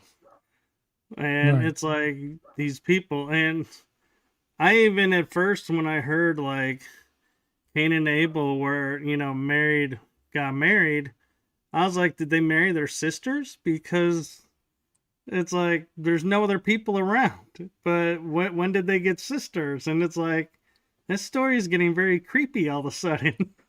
Yep, I actually have a book on that about Adam and Eve's life, and along with Cain and Abel, and possibly sisters and stuff like that. I actually have a book on that. And it's actually a forbidden book. I can't remember the name off of it on top of my head. It's like the first, second, and third. Is it? I can't remember what it's called. I'm not even going to mess it up. But yeah, you're right. It's amazing about the what ifs, because they say one thing and then you wonder what you're wondering. Okay, how did that happen if it was only one way? And that's why I said I brought up Anton Parks earlier, because when people talk about the forbidden fruit, they think of an apple, actually, which is never mentioned of an apple. But if you think about the idea of a depiction of an apple, them holding an apple, remember when I said depictions would tell a story? So that Right. apple would represent agriculture, right? They It's knew almost how like to, the Prometheus tale. yeah, exactly. So and you got to think of it like this: metallurgy is good for agricultural needs, which can sustain human life on this planet longer, right? But it also can shorten human life by using weapons of mass destruction, from anywhere from starting with pistols, bow and arrows, um, uh, crossbows, rifles, missiles, and all kinds of stuff. So metallurgy is the good and the bad, right? Um, so, you know, just talking about that by itself, it just lets me know that when I read different books, I kind of can put the picture together better, especially when I've read Anton Parks. You look at the picture of Adam and Eve eating the fruit, the apple, but you don't think that agriculture was the forbidden knowledge, because that you have to. It's almost like you have to put that together. And I'm glad that Anton Parks did, because when I look at a picture of Adam and Eve now, I'm thinking of, okay, it was metallurgy that was given to them, and that's how that's probably why made God mad or whatever. But that's Well, neither here and there for me on and, that. and the other thing that I always found interesting about the story is, why would you create a tree of knowledge in a garden where people are living and then tell people they are not to touch this tree? It's Yeah, and like, what was the why is yeah it there what was then? not only that, but my main question was, what are you trying to keep from me from knowing? Why can't I have the same knowledge you have? You'll let me eat from the tree of life and live forever and toil this earth, because you created me to toil this earth, but you don't want me to have knowledge. And that's actually part of what started me on this journey, was why didn't God want us to have certain information? You And know? to me, what was interesting too of the story that to me didn't make any sense was, if you remember the story right, when they got cast out after, finding the forbidden knowledge, the first punishment was, you will now see each other as naked. I was like, why is that a punishment? Why is that a bad thing that we now know? Oh, I'm not clothed. So it always struck me as odd that it's like that was the first punishment that he dealt out. It's like, what? I Yep. often wonder what's the deeper meaning of that, because it can't just be surface, because that just doesn't make sense to go, oh, well, now you're gonna view each other as naked and have to cover up. I'm like, ooh, that's a deep wound there, God. Wow, you really put me on my place on that one. Yeah, it just shocks you because a lot of people would say, you know, God is all forgiving. So why couldn't God forgive that? You know what I mean? Yeah. And some, I'm not even going to try to pronounce that totally well. I'm assuming I got close, and I apologize if I'm off, but they were saying, yeah, he introduced shame. And yeah, you could argue that, that is a form of shame, but it seems like there would be much deeper cuts that he could make before introducing that would not be the first if he's so upset. Right, right.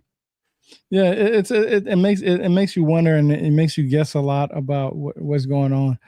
That's why one of the things that I put up about the Keto Festival in the slideshow was because I know a lot of people wouldn't know much about it, and this is just basically that tells the story, like I was saying earlier, about the Enuma Elish, about how Marduk uh, uh, beat up and won against Tiamat, and now that we got the planets and all this other stuff. So I wanted to make sure that people understand that there's a reason for everything that they talk about. And we, at our time, in our lifetime, we just have to basically research this information as much as possible and get the right information out there because um, I've never heard any of the people from the Ancient Alien Show or anything talk about the Aikido Festival, but they'll talk a lot about the Enuma Elish. And I feel like you're only giving out, you know, maybe a quarter of the information when you leave the Aikido Festival out.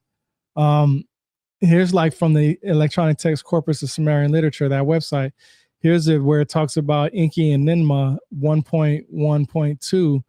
It talks about in those days, in the days when heaven and earth were created, in those nights, in the nights when heaven and earth were created. You can see they have their own creation story. Then they have, you know, the debate between grain and sheep. Should you be a vegetarian or should you be somebody who eats meat, right? And it says at the time Enki spoke to Enlil, father Enlil. Remember, Enki and Enlil are not brothers in this section. They're father and son. Now sheep and grain have been created on the holy mound. Let us send them down from the holy mound. Enki and Enlil, having spoken their holy words, sent sheep and grain down from the holy mound. So people had a choice to eat. They could either eat, you know, vegetarian food like, or they can eat meat stuff. They had the option, right?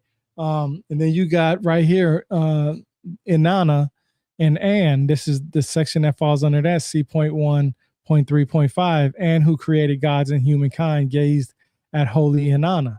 So we have, you know, not just the creation from Enki and Ninma, but we also have the creation part from Inanna and An, or Anu, I should say. So I mean, this is straight from the actual text, and this is straight from the tablets that anybody can see. And I just ended it with my book. That was the end of the slideshow. I didn't even realize that's the album. I have my own book, Journey Through the Origins of History, and I went bestseller on that. And it's $20 on Amazon, and I just basically go into details of all the stuff that I talked about. Yeah, I gotta say, I like the cover. It's it's kind of classy, but it also says, yeah, this is what the life of a researcher is like. You're buried in piles of books. Yeah, and these are all my favorite books. So you have Godfrey Higgins, you have Andrew George Smith, you have so the books that's in the blue and the red that's on the left side, that's one is all about Jesus, and one of them is all about Virgin Mary. So these are some of my favorite books. I have I have an 1873 Bible, and this is just and it's just exactly what you said. It was to show the world that this is what I'm doing to get this information. I am looking through all these books and reading through all these books, and I'm presenting them to the world. Just like I said, I have my own YouTube channel where I have a section called What I've Learned from Reading These Books. And I'm going through every single book in my library that I possibly can. I'm not saying that I'll be able to go through all of them because I got a lot of books, but I'm going through a lot of them that I can. And a lot of them, like the Book of Enoch, the Dead Sea Scrolls, the Sumerian texts, the Akkadians, the Hittites, the Celtics, the Druids. I talk about, I put all that stuff in there. And then even like I showed when I was showing the screenshots of, my X account, and sometimes on Facebook, but mostly on X, I show where I get my information and I quote it exactly from the book. Even if it's a misspelling, even if it doesn't make sense, I quote what's in there in that book because I'm trying to show people, look, don't take my word for it. Matter of fact, I tell people right now, anybody that's listening right now, don't take my word for anything. Take the sources that I presented to you and go use those sources and see what I said was incorrect or not. And I guarantee you, all you'll see is just me quoting what's written in the books. And it's mostly because I'm retired. I told you I was in the military. Right. I'm retired. I'm 42 years old. And there are people out there that have a 9-to-5 job, and I respect people's time and I respect people's passion. And instead of me leading you through a rabbit hole, I want to give you a hole that's already dug up that shows the treasure within. You see what I'm saying? So I do.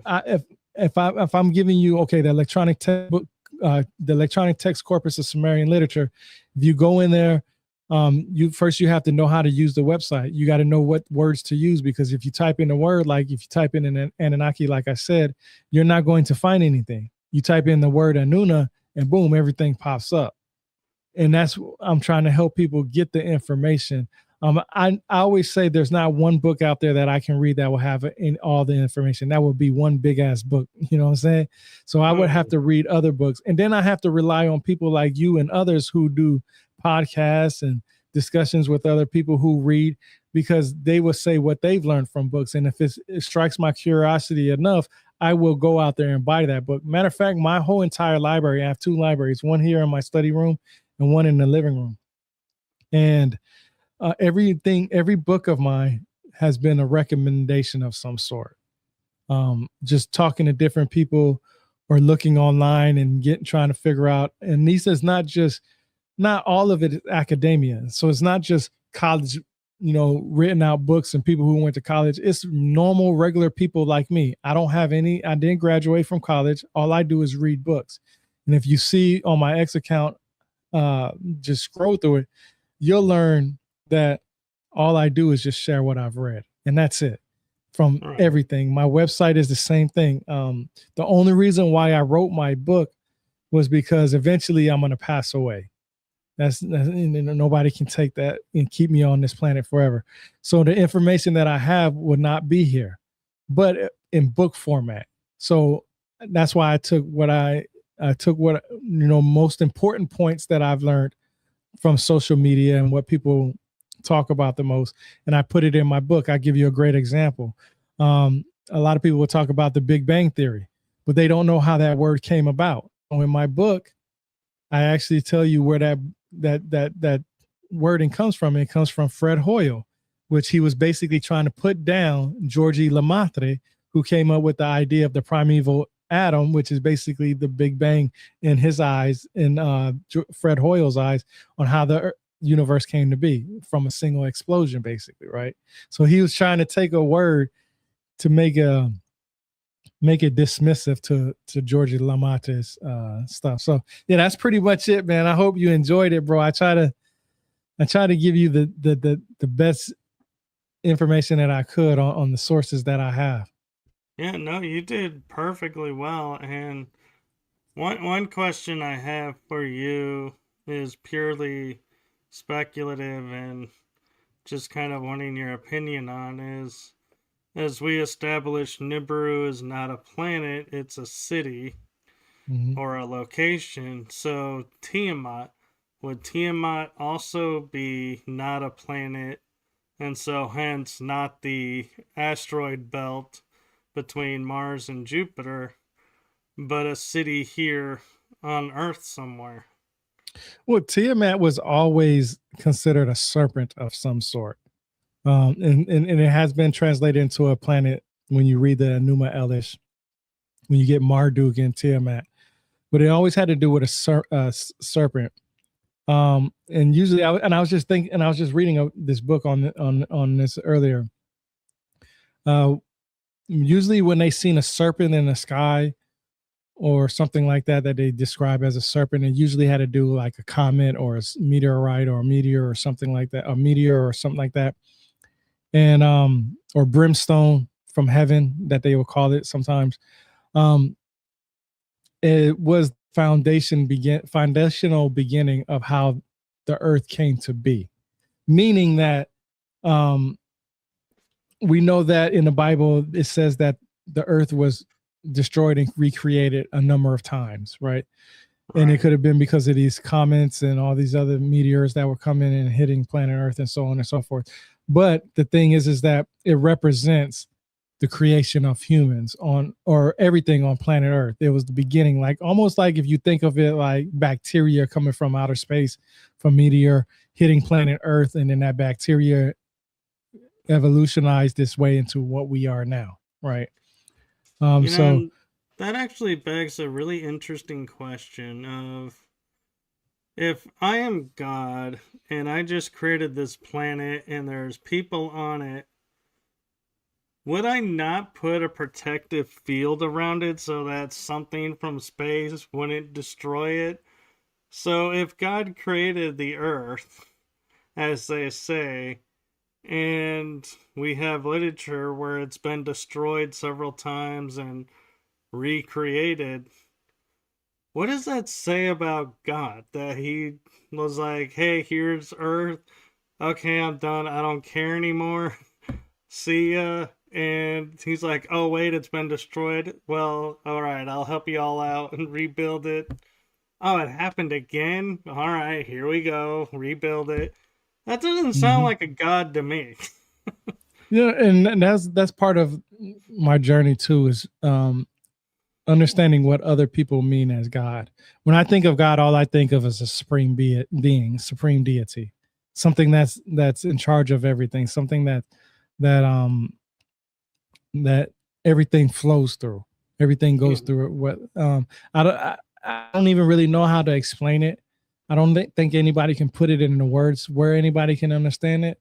But it's basically that we're all started from, and we all started from something. Whether you're a plant, you're an animal, a rock, or whatever, it all started from one thing, and then that one thing multiplied, and then it just kept going and going. Yeah. Yeah, it might have taken something else to help it along its way, but and I just see it as as a supreme being, supreme deity. Sometimes to explain it better for people to understand what I mean by that is mathematics. Math is the number one universal language. You can't change Yeah. math for anything. It can be understood from anywhere.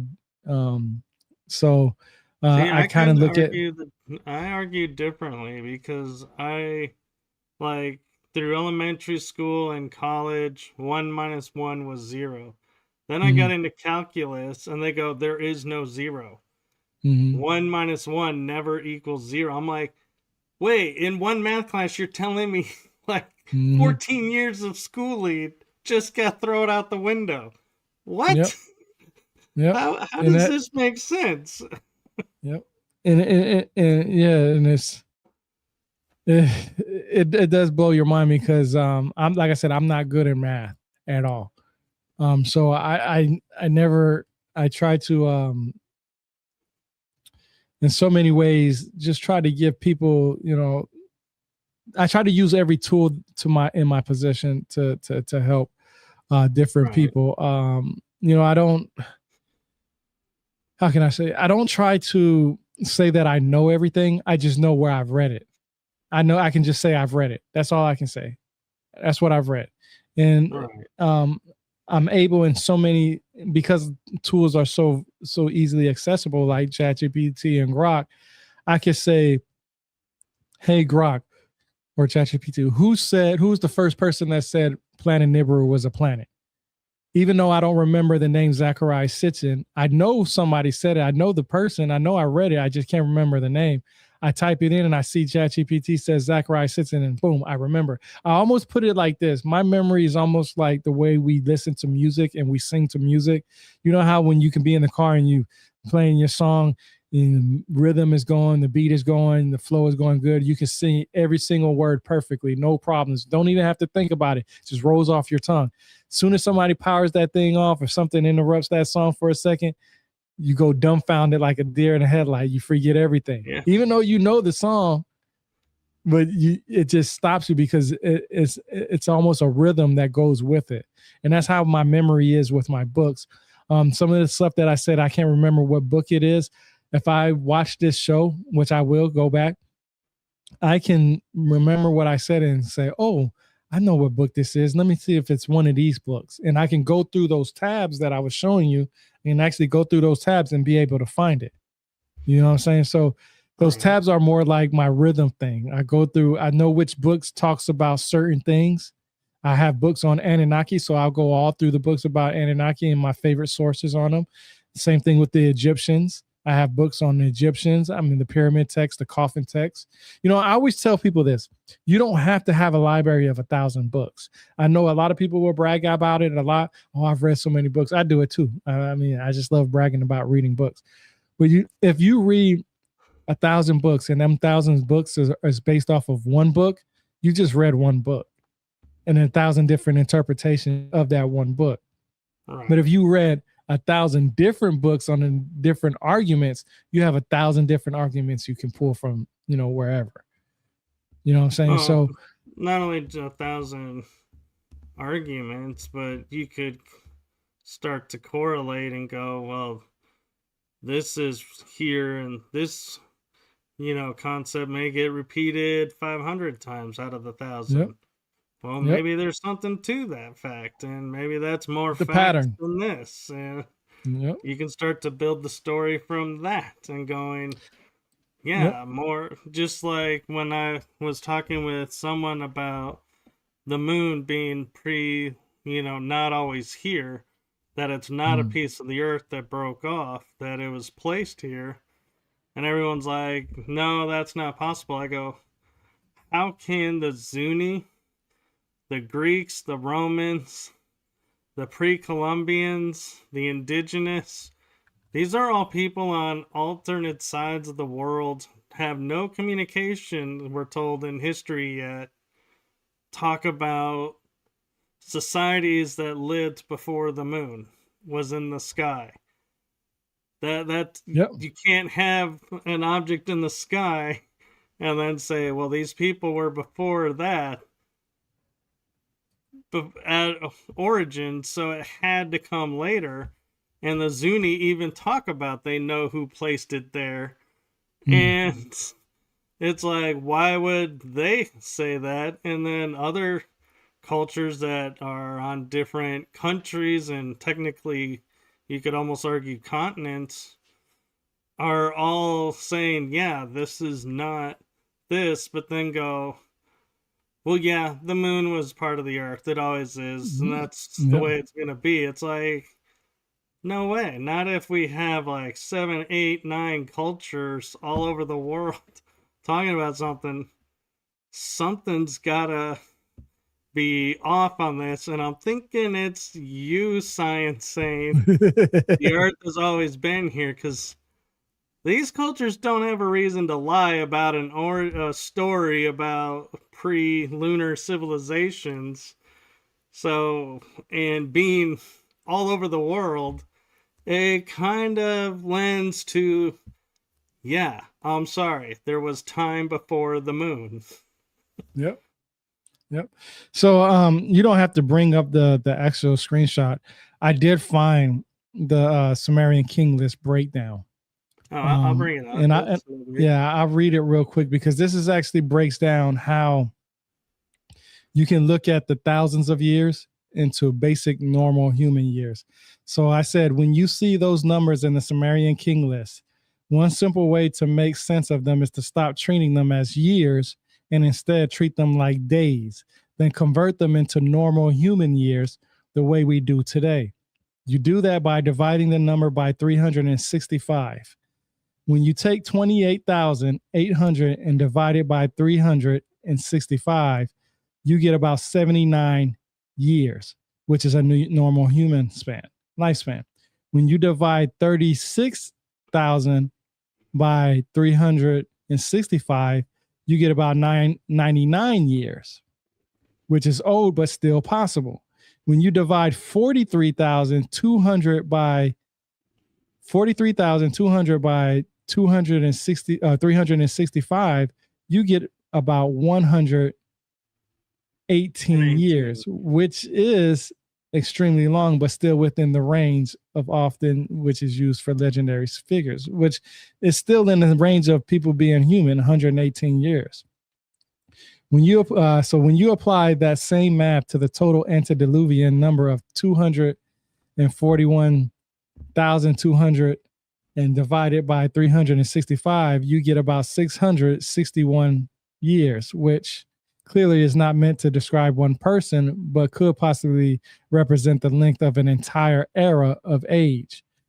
This does not mean the ancient scribes meant days instead of years, but it shows that once you apply modern math, those massive numbers can be understood in a human way rather than as people literally living hundreds of thousands of years.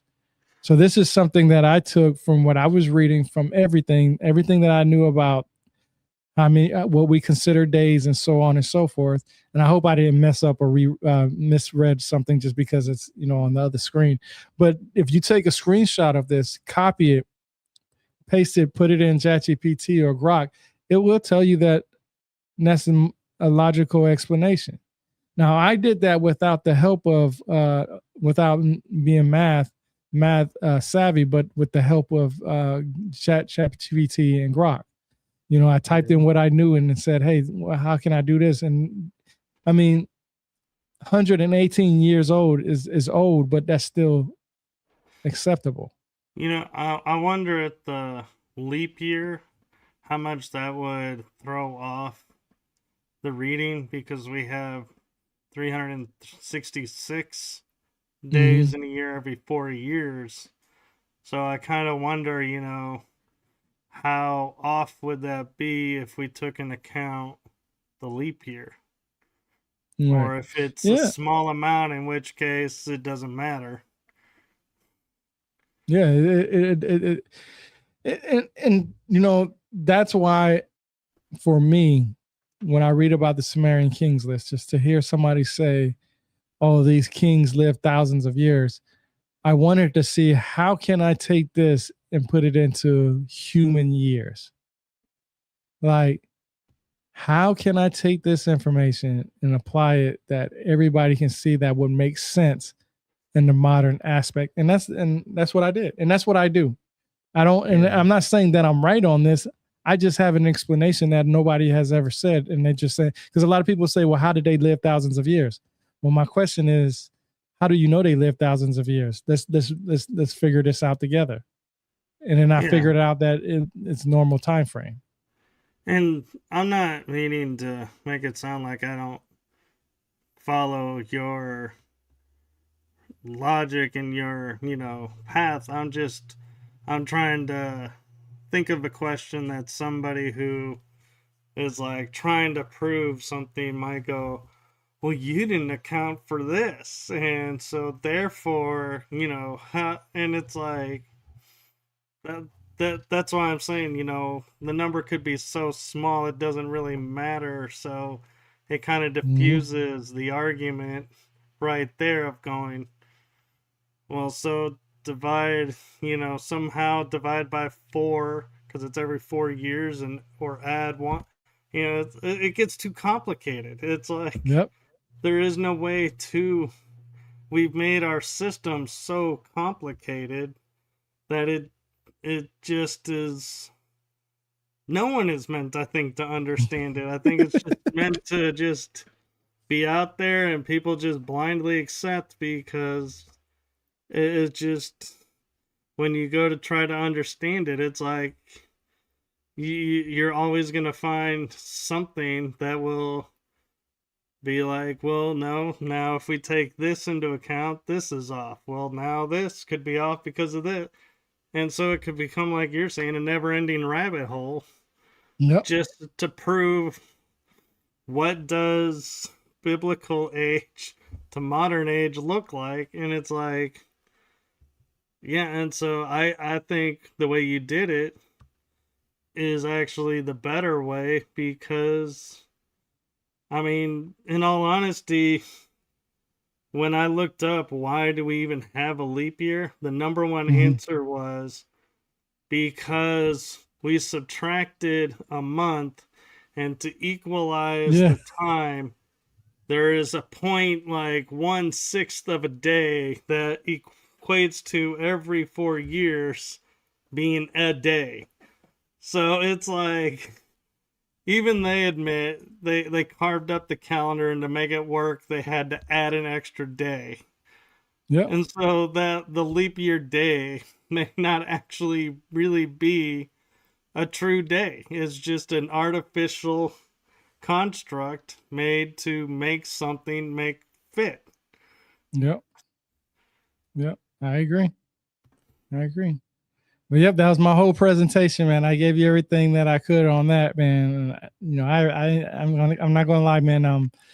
You know, I enjoy people like you who do these great interviews because it helps you get the information out there. And then, you know, I've been looking at your YouTube channel. And you got some very interesting stuff, so that's why I definitely felt like I think you would have enjoyed this information. I do, and one of the things that I think is really interesting and synchronistic, and I don't know if you came across this with the shows yet, but when talking about the Anunnaki, at first I would say, oh, the gods of Nibiru, because that's what everybody said. And then later on, I go, well, that's a collective. People are saying it's a collective of different star races. So the Anunnaki is a collective. It's not a race. And then it's like, and then just go on and saying, yeah, the collective known as the Anunnaki. And then you come in and you go in your presentation, the Anunnaki are a collective. And I was like, there's the written proof. Yep. But they're only the collective for the name of gods. The Igigi are the great gods. That's what you can't Right. forget. That's what struck me when I first read that book. When I first got to that, for so many years, I was like, dang, I thought the Anunnaki were in charge. But the whole time is the Igigi Well, or see, Igigi, whatever. yeah, and now I'm thinking, because of the correlation I made before, I'm even looking at, a further step with the Greeks are the Titans would be the Agigi, because they're the ones that created everything. They're the ones that are maintaining the world. Mm-hmm. And what's interesting is, just like, and Lil's story doesn't say he wiped out the Agigi, it just says he took over. Mm-hmm. The gods of Greece imprisoned the Titans and became the rulers of the world. And so both stories really are still in alignment of saying, yeah, they didn't destroy anything, because I feel like if these are the creator gods, and if you destroy the creator gods, does the creation go with them? Because how do you know how to maintain this thing? And so it's like, you need the creator gods because they need to maintain the creation. So Right, you don't right, kill the only one that knows how it works. right. Right. You're right. Absolutely. And I was going to say to Anna, I did not put up one of your comments because I speak very little Russian, and so I don't like putting comments up that I don't know what they say, and so that's why I did not put up your comment in Russian. If you could translate it to English, I will happily put it up if you haven't already. But I just wanted to address that's why I didn't add that one comment, because I don't like to put up something I don't know what it's saying or asking, because I'm assuming one thing, and if it says something else, then I'm like, uh-oh, I don't want to get in trouble with someone going, do you know what you put on your screen? No. Well, why did you put it on there? Well, I trusted the person.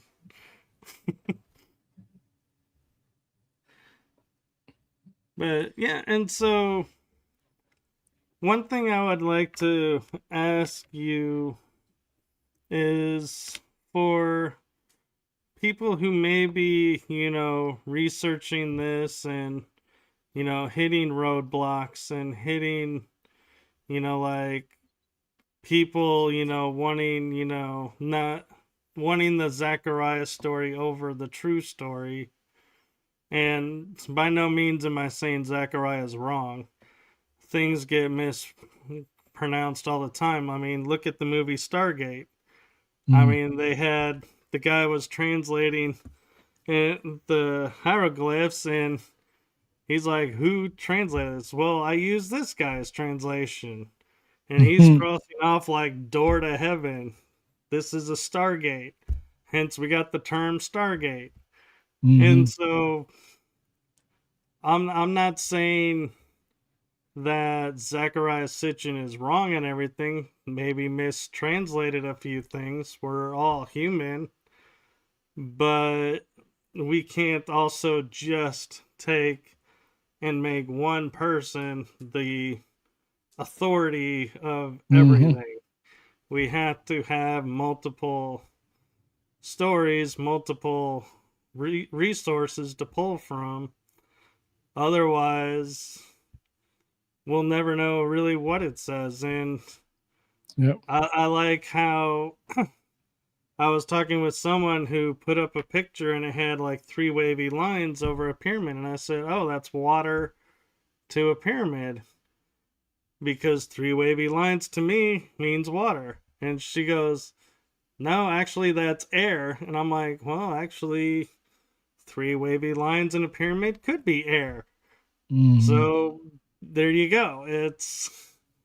That's a prime example of how, we're looking at these images and we're going by our best knowledge to go, this is what this image means. This is what this image means. Put them together. This is what they're saying.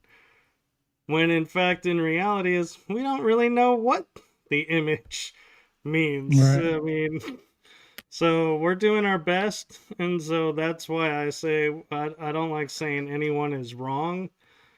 I just like to say, use multiple sources. Yep, that's what I like to say. Use multiple sources.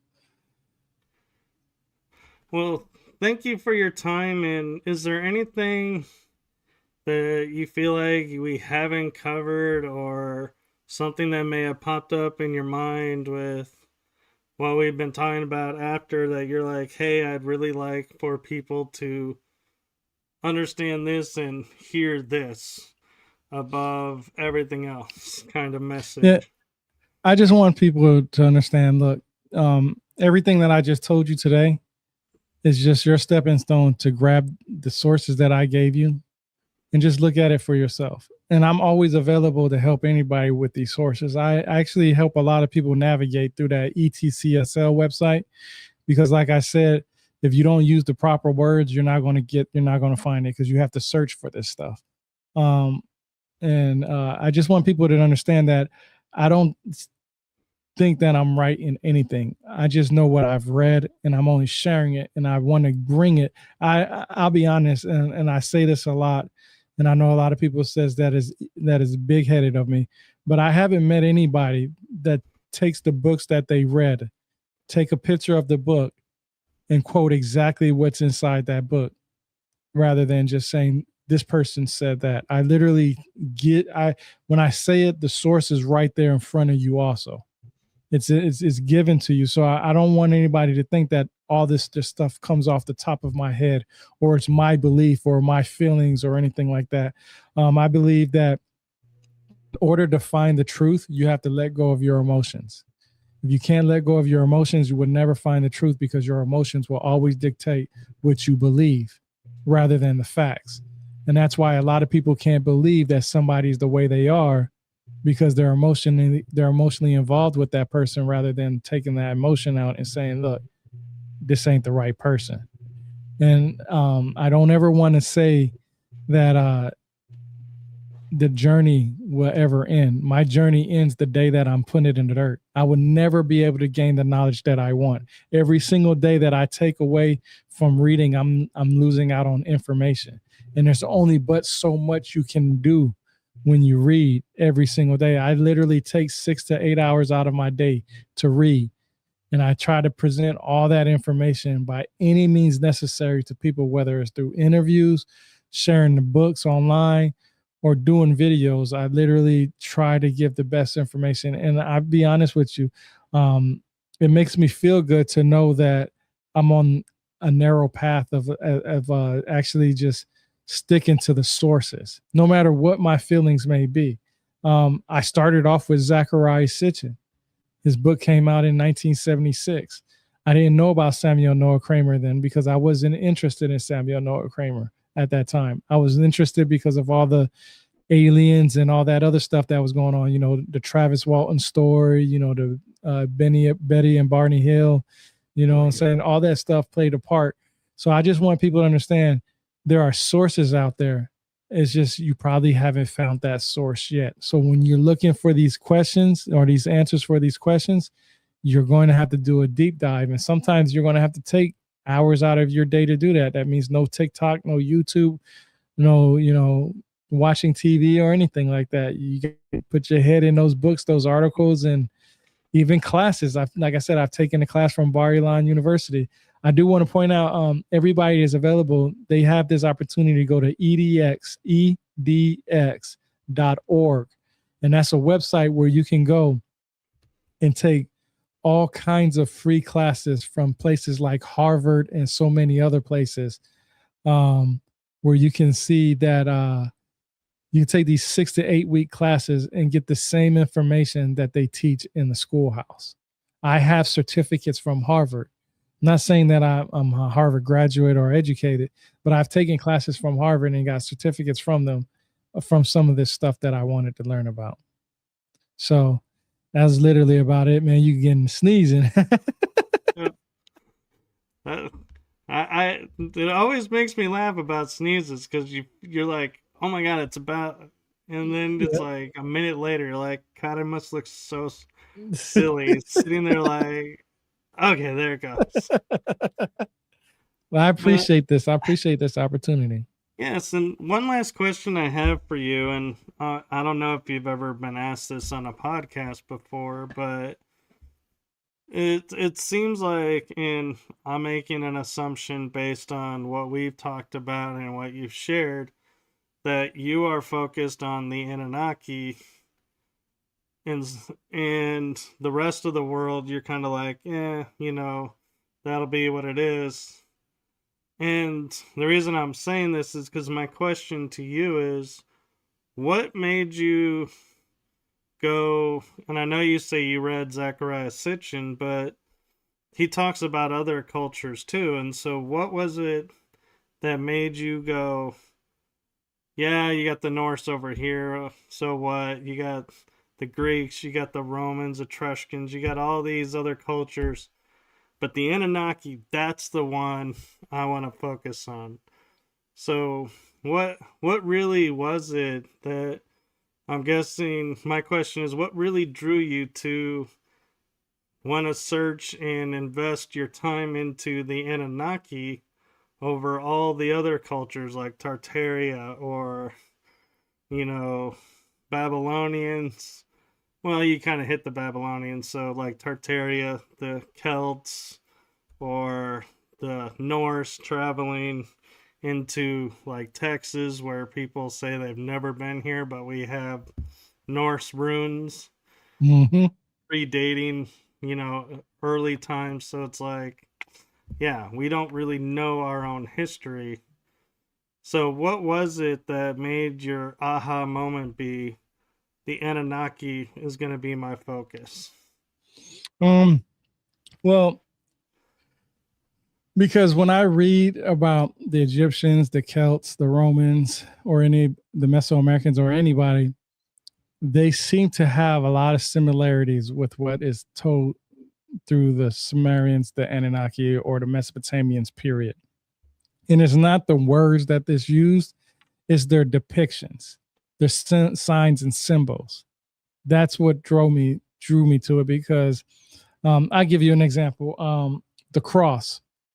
Everybody knows what the cross is, but we also know what the swastika is, and that has a lot of um, similarities between the two. And it was never always a bad thing. I mean, you can go to Asia right now, Korea right now, South Korea right now, and you can see their symbol right on windows and stuff like that. I've seen it. I've been there. It's a religion type. It's for the religious. But it's it was actually a because symbol of peace. yeah, exactly, and it's because of the signs and symbols are so identical. I wanted to know the origin, so I know what the Celtics are because Godfrey Higgins has this book called "The Celtic Druids."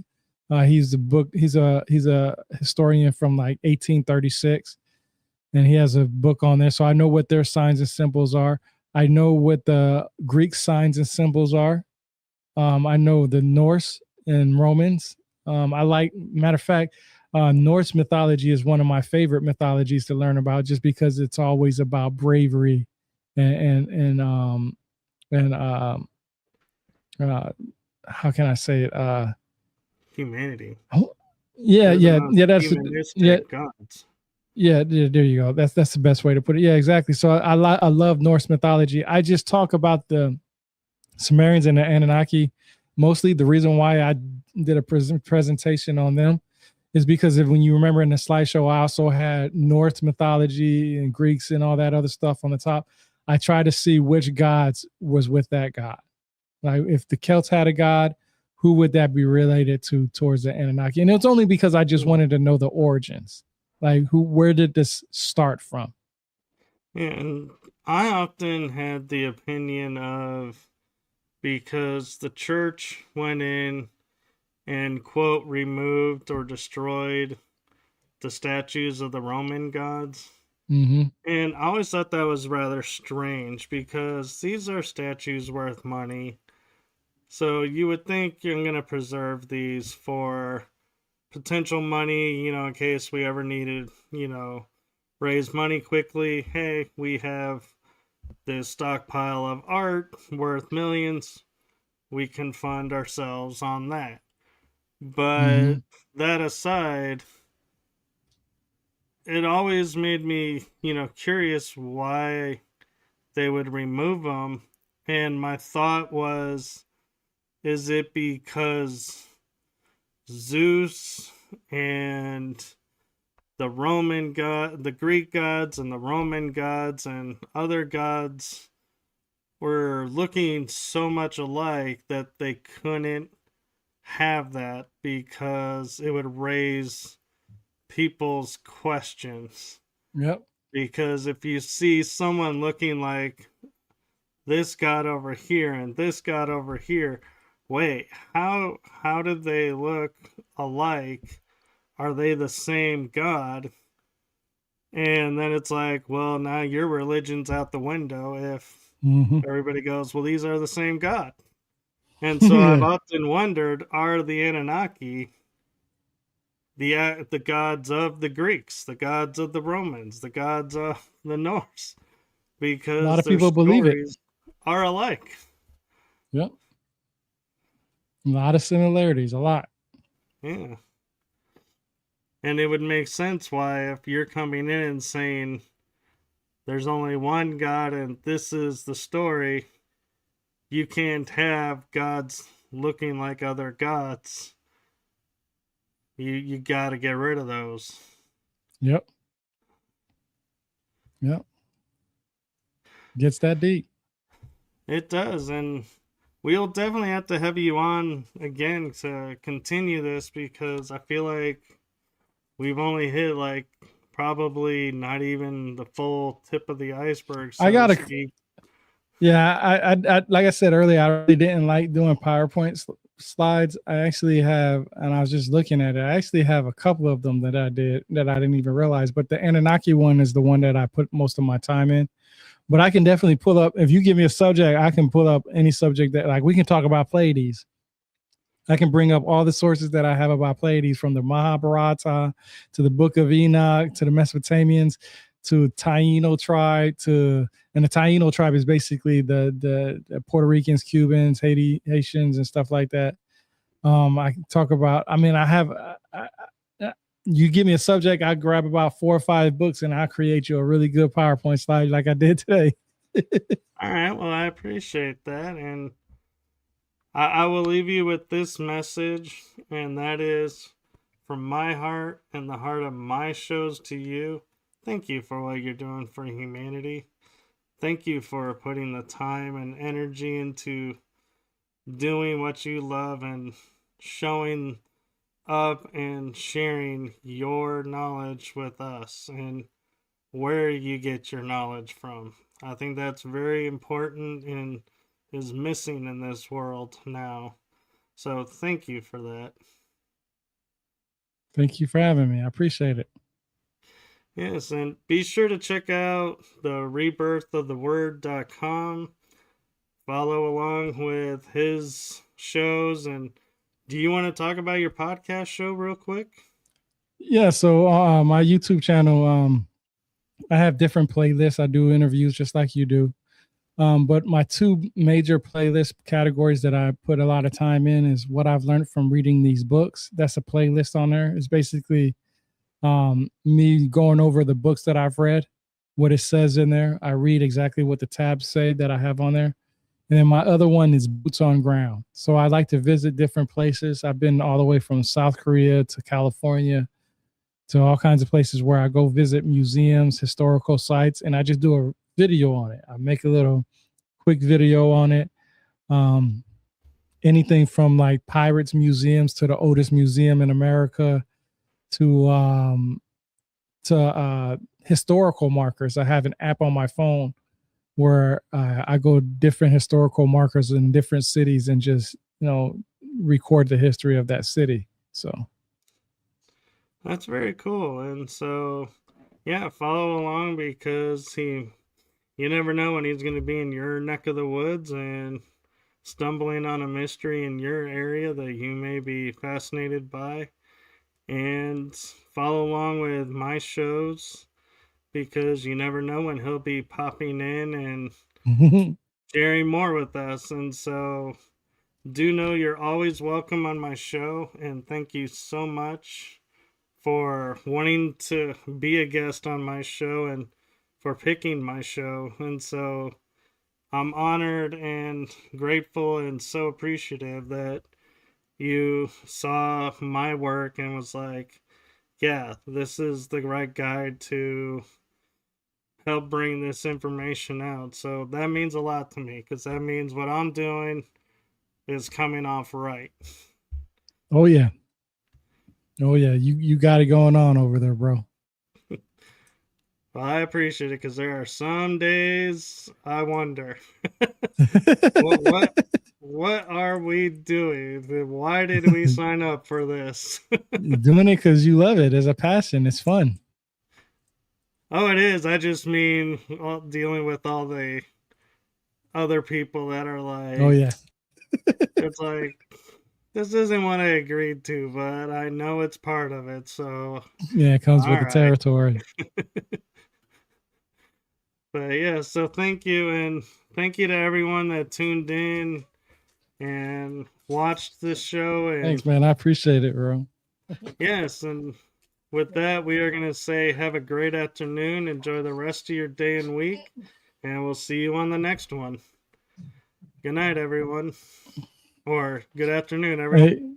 Hey. Hey, I'm going to mute myself for a second. I really appreciate it, bro. I really do, man. Yes. Thank you. And with that, we're going to try the outro.